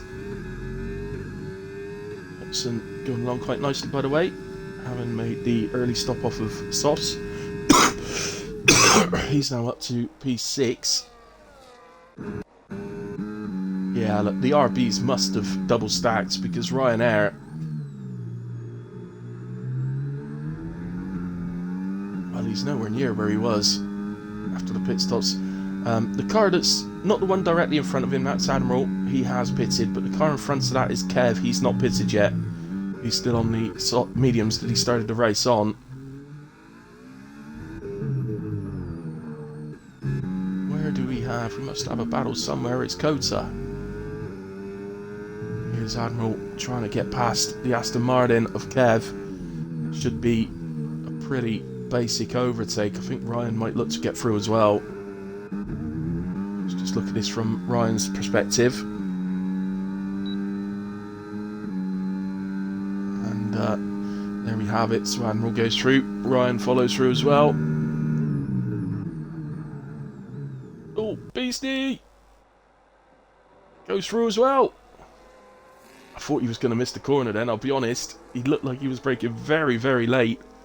I thought he was going to miss the corner, but he did just about manage to keep it on. As Steers, he picks up 10 seconds. Now, I don't think that come up as speeding in the pit lane. I think that come up as cutting the corner of the pit lane or something like that. So,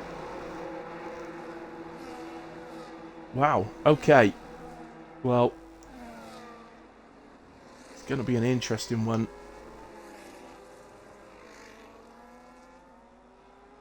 Right, okay, look where he's cut. Something happened. I reckon he got a puncture. Sorry, guys, I've missed what's happened to him, but Steersy... Something's happened to Steersy. It's not just the penalty. He hasn't got a penalty. He must have served a penalty.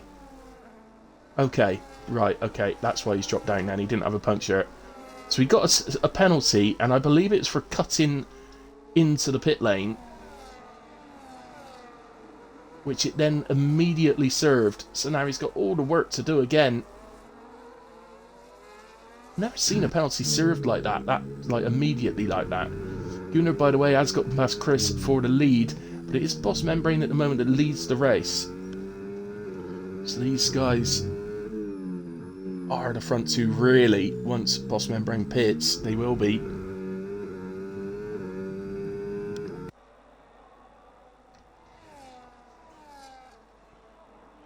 Yeah. And my prediction, Gaza, is that probably won't get removed.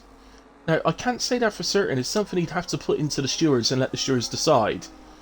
But if he's cut the pit entry to pick up the penalty, that to me would be a legitimate penalty. So, I don't know. I guess that would be one for the stewards, though, as I say. It's not for me to decide here and now. But, regards to rules for penalty removal in WAOF1, we will remove a penalty that's been served in the pits as long as there is no safety cars within the race. So as long as there's no safety cars, you can potentially request a penalty removal to come off your final race time. Obviously, once there's been a safety car, it would be like giving you a 10-second race time bonus, so we can't do it at that point, but as long as there's no safety cars, we will look to do it, or look it if we could possibly do it. If it's a legitimate reason, of course. So, Admiral onto the back of Ozers here. Right, Ozers, of course, did those extra couple of laps, so here comes Admiral. Didn't get alongside, so he's right on the back of him. Oh, Ozer switches to no mode on ERS, I believe. Yeah, he's not out, so he's just switched to none, and that just almost give a little moment where Admiral might have gotten alongside there into the right-hander. As Gent gets 10 seconds speeding in the pit lane.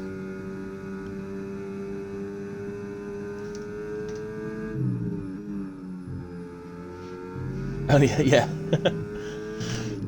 It is a weird one. I can't say I've seen that come up before, but it's, as I say, if it's a legitimate penalty for something he's done wrong, then I don't really see any reason that the stewards would remove it.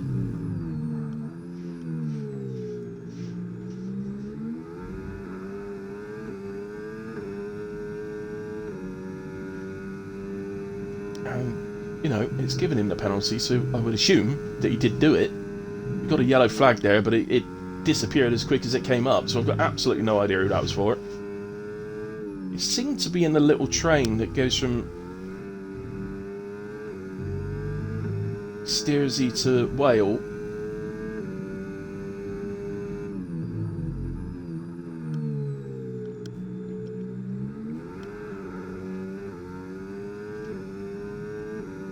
It looks like that staying out that little bit longer for Whale has really hurt his race. I think if he had the chance again, As I said, I thought maybe he wanted to pit on that lap when we saw Boss Membrane go through. As Ryanair and Beastie alongside each other. Beastie with the inside into the left-hander. And he gets that done. Nice from Beastie. Into the pits, by the way, as our race leader, Boss Membrane. So Gunnar will take the lead. Chris is still within his DRS range. They are still battling, and remember, this is COTA, so penalties can and often will happen. But, I think Boss has done a really good first stint there, you know. He's already on the exit. So he's going to drop behind Steersy. Oh, goodness me, that was close. Oh, but look, he's out in P11, right on Steersy, with fresh medium tyres on as Robin picks up 10 seconds into the pits. So, Kev, by the way, has made his second stop.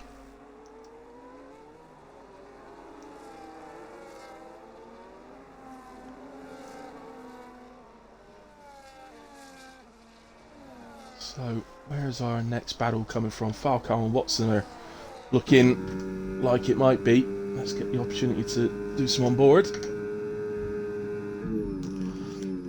So up the inside here from Falcao. And gets the move done cleanly. Sorry, I was saying Kesway the second stop. I'm getting confused with Watson. I do apologise. It's Watson who started on the softs and has done one stop. My prediction was that he must be doing a two-stop, but we'll find out. As Chris desperately trying to stay within the 1 second, but it looks like Gunnar's broken it. So now that might make James's eyes light up, because that might just give him an opportunity to start trying to catch Chris.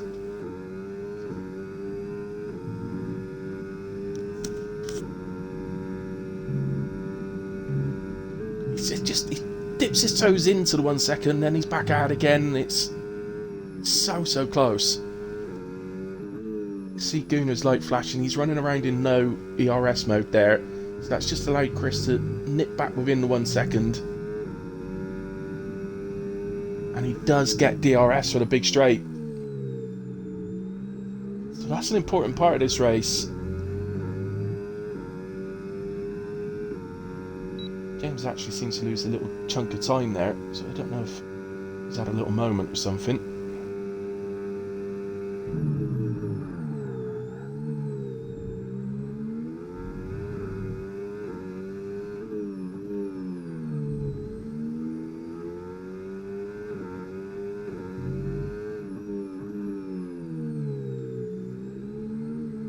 At the moment, then, as you can see, the gap jumps above a second, then it comes back down.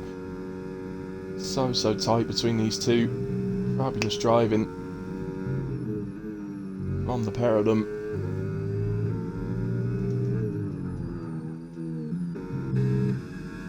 So it's just come down. We've got this battle here between Steersy and Boss. If this was Boss not so long ago, I'd have put money on him to get past Steersy here and then start making his way through the field. Just looks a little off the pace tonight. I'm talking about from where he used to be. But still very fast, don't get me wrong. Not suggesting he's not fast, he definitely is. But I just feel that at the moment, Steersy probably has enough pace to just hold it ahead of him. On the other hand, Boss may be saying, well, do you know what? I've got the fastest guy on the track ahead of me. I've got better tyres, at least at the moment. And probably will do for most of the remainder of the laps. So why don't I hold on to him and use him as a tow to pull me as far up the grid as he can. And that was an overtake. Falcao is past James. Falcao does have a penalty. He's got a lap older tyres than James, but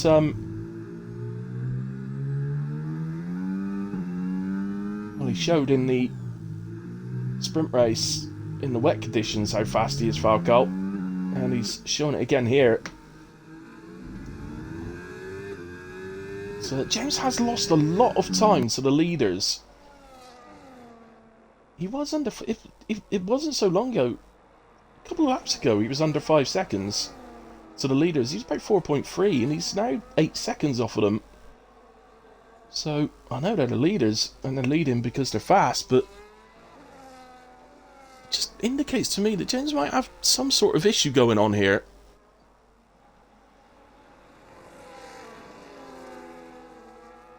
James, I think, would hold his hands up and admit he's never ever been the best at looking after his tyres, which is more important in this year's game, of course, than it has been in any of the previous F1 titles. So maybe he's having an issue. I mean, it's very early in a hard stint, to be fair, that's going to take you to the end of the race for him to be having tyre wear issues. So I'd be surprised if that was the case. But Admiral and Boss are now... Sorry, Steersy and Boss are now on the back of Admiral. Admiral does have DRS off of Ozers. So can he... Well, I've already mentioned that Steersy's straight line speed looks a bit insane. Is Boss going to follow him through? Not on this occasion. Boss is going to need to try and find a way past, as they're going to go side by side into the right-hander.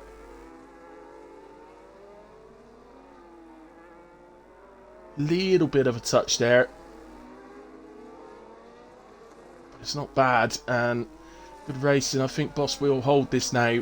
He's going to have the better grip on those mediums through the right-handers. There's penalties come up on your screen there, but I didn't see all of them. So Steersy now up onto the back of Ozers. Is he going to make this up to turn 1? I would suggest not. I think he's going to have to follow him through sector 1 and make the move on the back straight.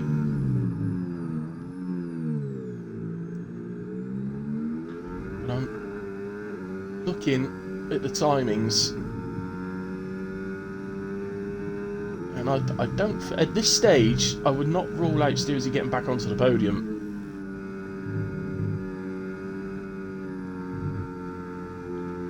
Laps are ticking away, so he's got a lot to do that, but with his pace, I think he's potentially good. That push gave him a free... Oh, did it? Okay. Well, if he picks up no more warnings, then he could potentially get that removed if it wasn't his fault. But with the 8.5 laps remaining, shall we say, no more warnings at COTA is a big ask. As Steersy then DRS overtake past Ozers. No, Boss got past Admiral, so now he's going to have to do the same and get past Ozers, while trying to stick in the 1 second of Steersy, because as long as he could do that, then Steersy would potentially just pull him along.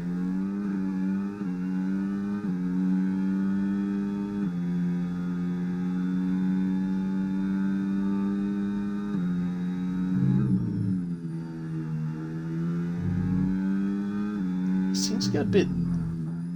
Seems to have a bit of a slide through the penultimate corner there, Boss, and that's not a good sign on when you've only done 5 laps on your tyres, if your car's already starting to slide a bit. It could have just been a factor of the dirty air, to be fair. But he needs past Ozers. Best scenario here for Boss is that Steersy pulls just over a second away, which he's just done, so Ozers won't get DRS. That'll allow Boss to pass while catching Steersy. Definitely wasn't a car Swift. That would suggest then that he'd be able to get that removed. I say that does depend though. He needs to not pick up any more penalties, any more warnings. So here we go. Boss has got to attack this. It's quite a gap though. Yeah, it is a gap, and Ozers holds him off, and that...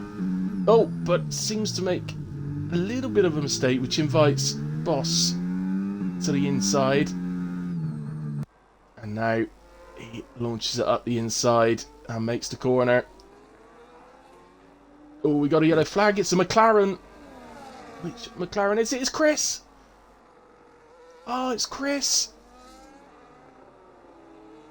Running along comfortably in P2. Just confused me a little bit because Josh's AI was in the same part of the track. Oh, I hope that Josh's AI didn't cause Chris that whatever issue that was. But I think because of where he was on track, coming out the penultimate corner, it's most likely that he's just gone over the curb and it's pulled the car around, because it does try and do that. You could go over that curb 100 times, and 95 of them it won't pull the car at all. 5 of them it will really pull the car, and 2 of them you might spin. It's a bit RNG, as the cool kids say. Seconds for Kev. Snoozy's fight back in this race at the moment, you have to say, has been pretty darn impressive. You consider he spun at the start, dropped to P18, climbed back up, got a penalty which he served in the pits and dropped back out of the top 10, and has climbed back up to 5th and is chasing the cars down ahead. As Boss, we didn't get to see it, but Boss makes the move up the inside of Ozers, thanks to the rubbish camera angle that it gave me. Boss up the inside of Ozers. But as you can see, that extra time that it's taken Boss to get past Ozers, he's dropped 3 seconds off of Steersy. So, next battle up at the moment is looking like being the other Ferrari of Wales, who's right on the back of Gregory. So certainly can't complain about overtakes. Not been enough overtakes in this race. There's been loads of them. Okay, yes, the majority is thanks to DRS, but that's the nature of F1 in this day and age, I'm afraid. A little surprised at Wells looking there. I thought he might have just held behind him to make the move on the big straight instead.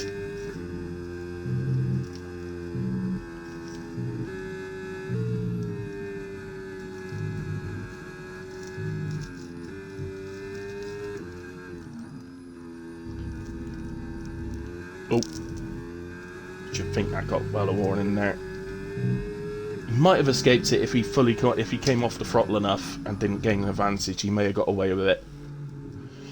But here we go. This should be pretty straightforward.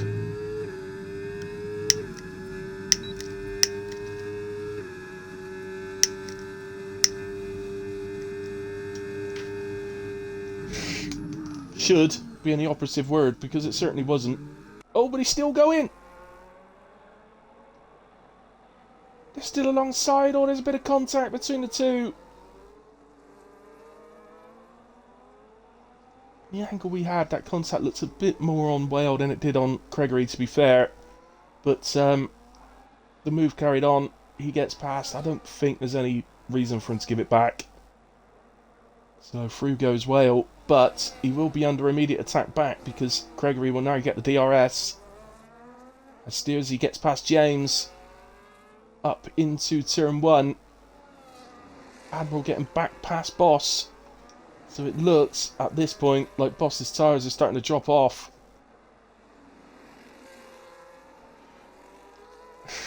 Did do a very good first stint, Boss, but I wonder if he's just attacked too much.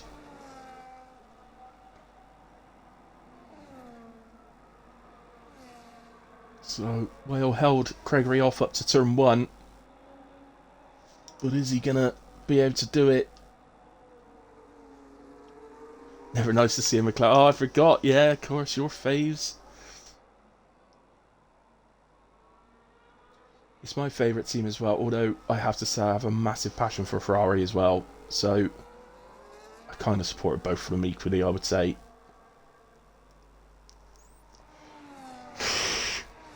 I was a huge Michael Schumacher fan, so that would explain the Ferrari thing, I suppose. Anyway, Gregory does come back against Whale, down to the left-hander at the end of the big straight. Whale runs off track and he does get 3 seconds. I have to say, I think there was... My initial thoughts were that there was enough room for Whale there, so I don't think he'd be able to get that warning removed. But you can never be quite sure, because actually I'd say more often than not a driver's actual POV shows a completely different scenario. Jockey going along nicely in P14, on his own a little bit, but he's persevering, and he's doing well on his WAOF1 return. Robin a bit further down, getting past Kev. Oh, we've got to go back up because Wells got him back past Gregory. Down into turn 1. It's going to turn into one of those battles where it's one pass one lap, then the other passes the next lap. All in the while frustrating Watson, who's on 7 lap old mediums and just wants past both of them.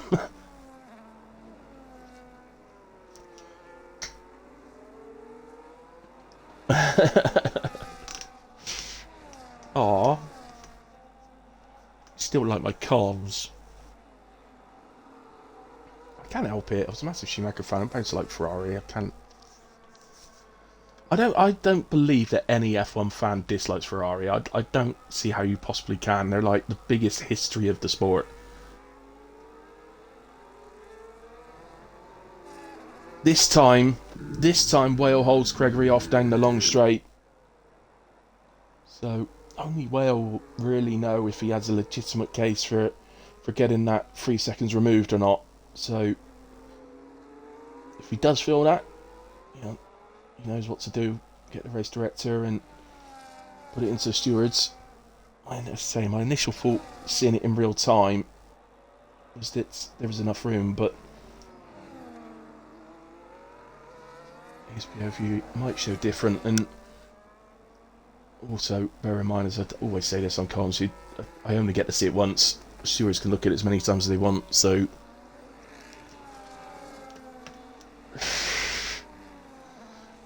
Ozers is under attack, but at the moment he's doing very, very well to hold off the attack from Admiral and Boss. Both have penalties, so ultimately Ozers probably has the advantage of that, knowing kind of get away with it. That yellow flag wasn't anything. I think it was Gent allowing a car past.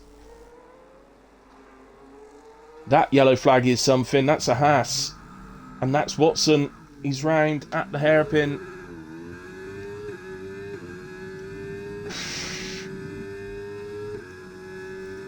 Well, did he just lose it?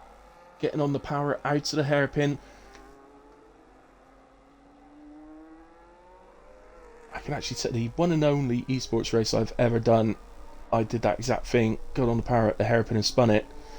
Still did very well, by the way. But finished P7 in the esports race, man. I did it way over what was expected of me. So, and to be fair, if I hadn't spun, it wouldn't have changed my position. So, didn't really have any effect. In a way, Steersy's called onto the back of Chris and Falcao, who both have penalties. Can you believe that after everything that has gone on, Steersy looks dead set to pick up P2.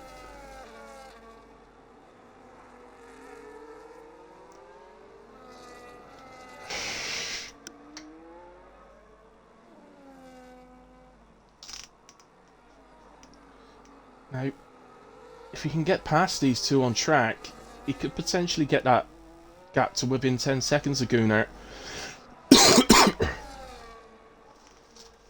Now, I don't know. I really don't know if that 10 seconds is removable from his race time or not.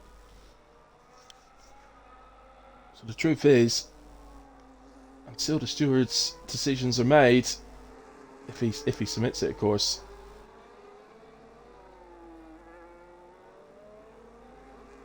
I'll probably have to update you next week, I imagine, on the results.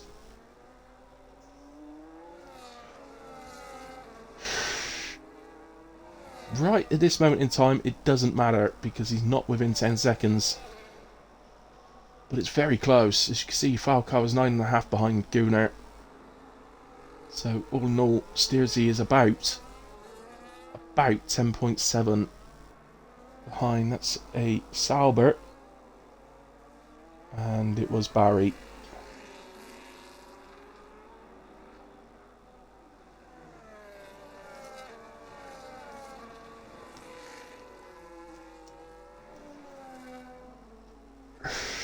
I've heard people say in the past, and I've had it said to me, why'd you battle? You've got penalties. Why'd you bother battling me when I'm penalty free? Because you never know what's going to happen. You never ever know what's going to happen. They don't know how many warnings you got. You might have had an instance somewhere in the race where you might be going to get a penalty from the stewards. So you've got to battle.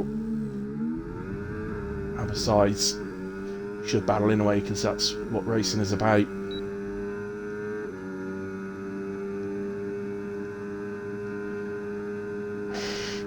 Yellow flag come out. It's the car that we just passed. That was JT Gent allowing cars to lap him. And saw Chris come very close to the back of Falcao there, which sent him wrongly into the corner and has allowed Steersy through. But I'm going to switch to Gunnar, because on track, Gunnar is going to take victory here in Texas.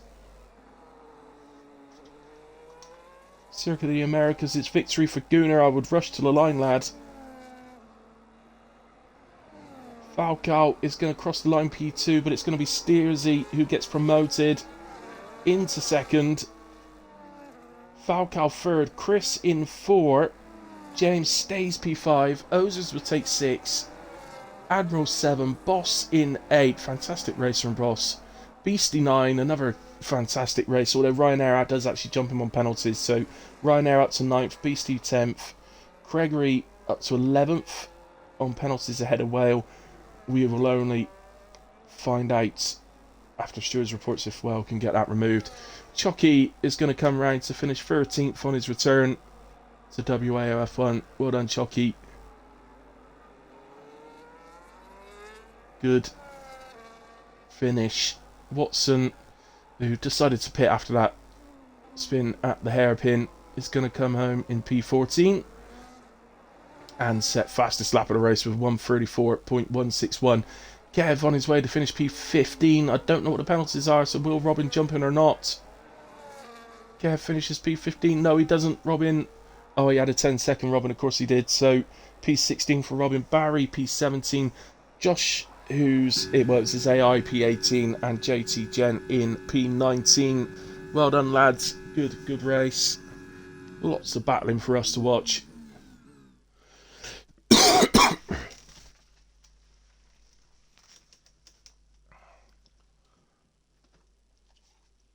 So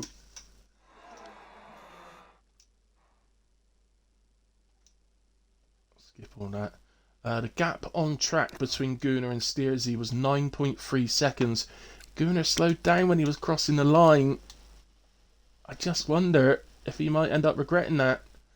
I hope not, but it will depend. We'll have to see. I'll update you on that next week if anything changes. There are our results. Let me just wait for all penalties to come back up so that they can be seen. Quick game. Thank you. And I'll scroll through the instance before it disappears. Just so we got the race director on stream, just in case anybody needs them for penalty removal requests. There we go. Everything is on there. There we go. Okay, good race. Well done all. Great Comsilly. Thank you very much, Kaza. Thank you for watching and staying with me for the whole thing. Thanks to everybody else that's watched along as well. As I say, if there's any changes to the results due to stewarding, like penalty removals, etc., then I'll update you on that next week. But as it stands at the moment, it's a race win for Gunnar, P2 for Steersy, and a nice podium. I forgot who the podium driver was. Chris, wasn't it? Or was it Falcao? I've completely forgotten already. My memory, honestly, I've got a goldfish memory. Driver of the day.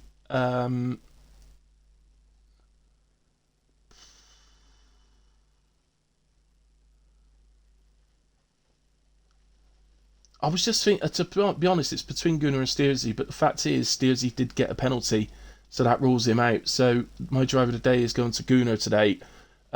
So yeah, for a fantastic race win, to be quite honest.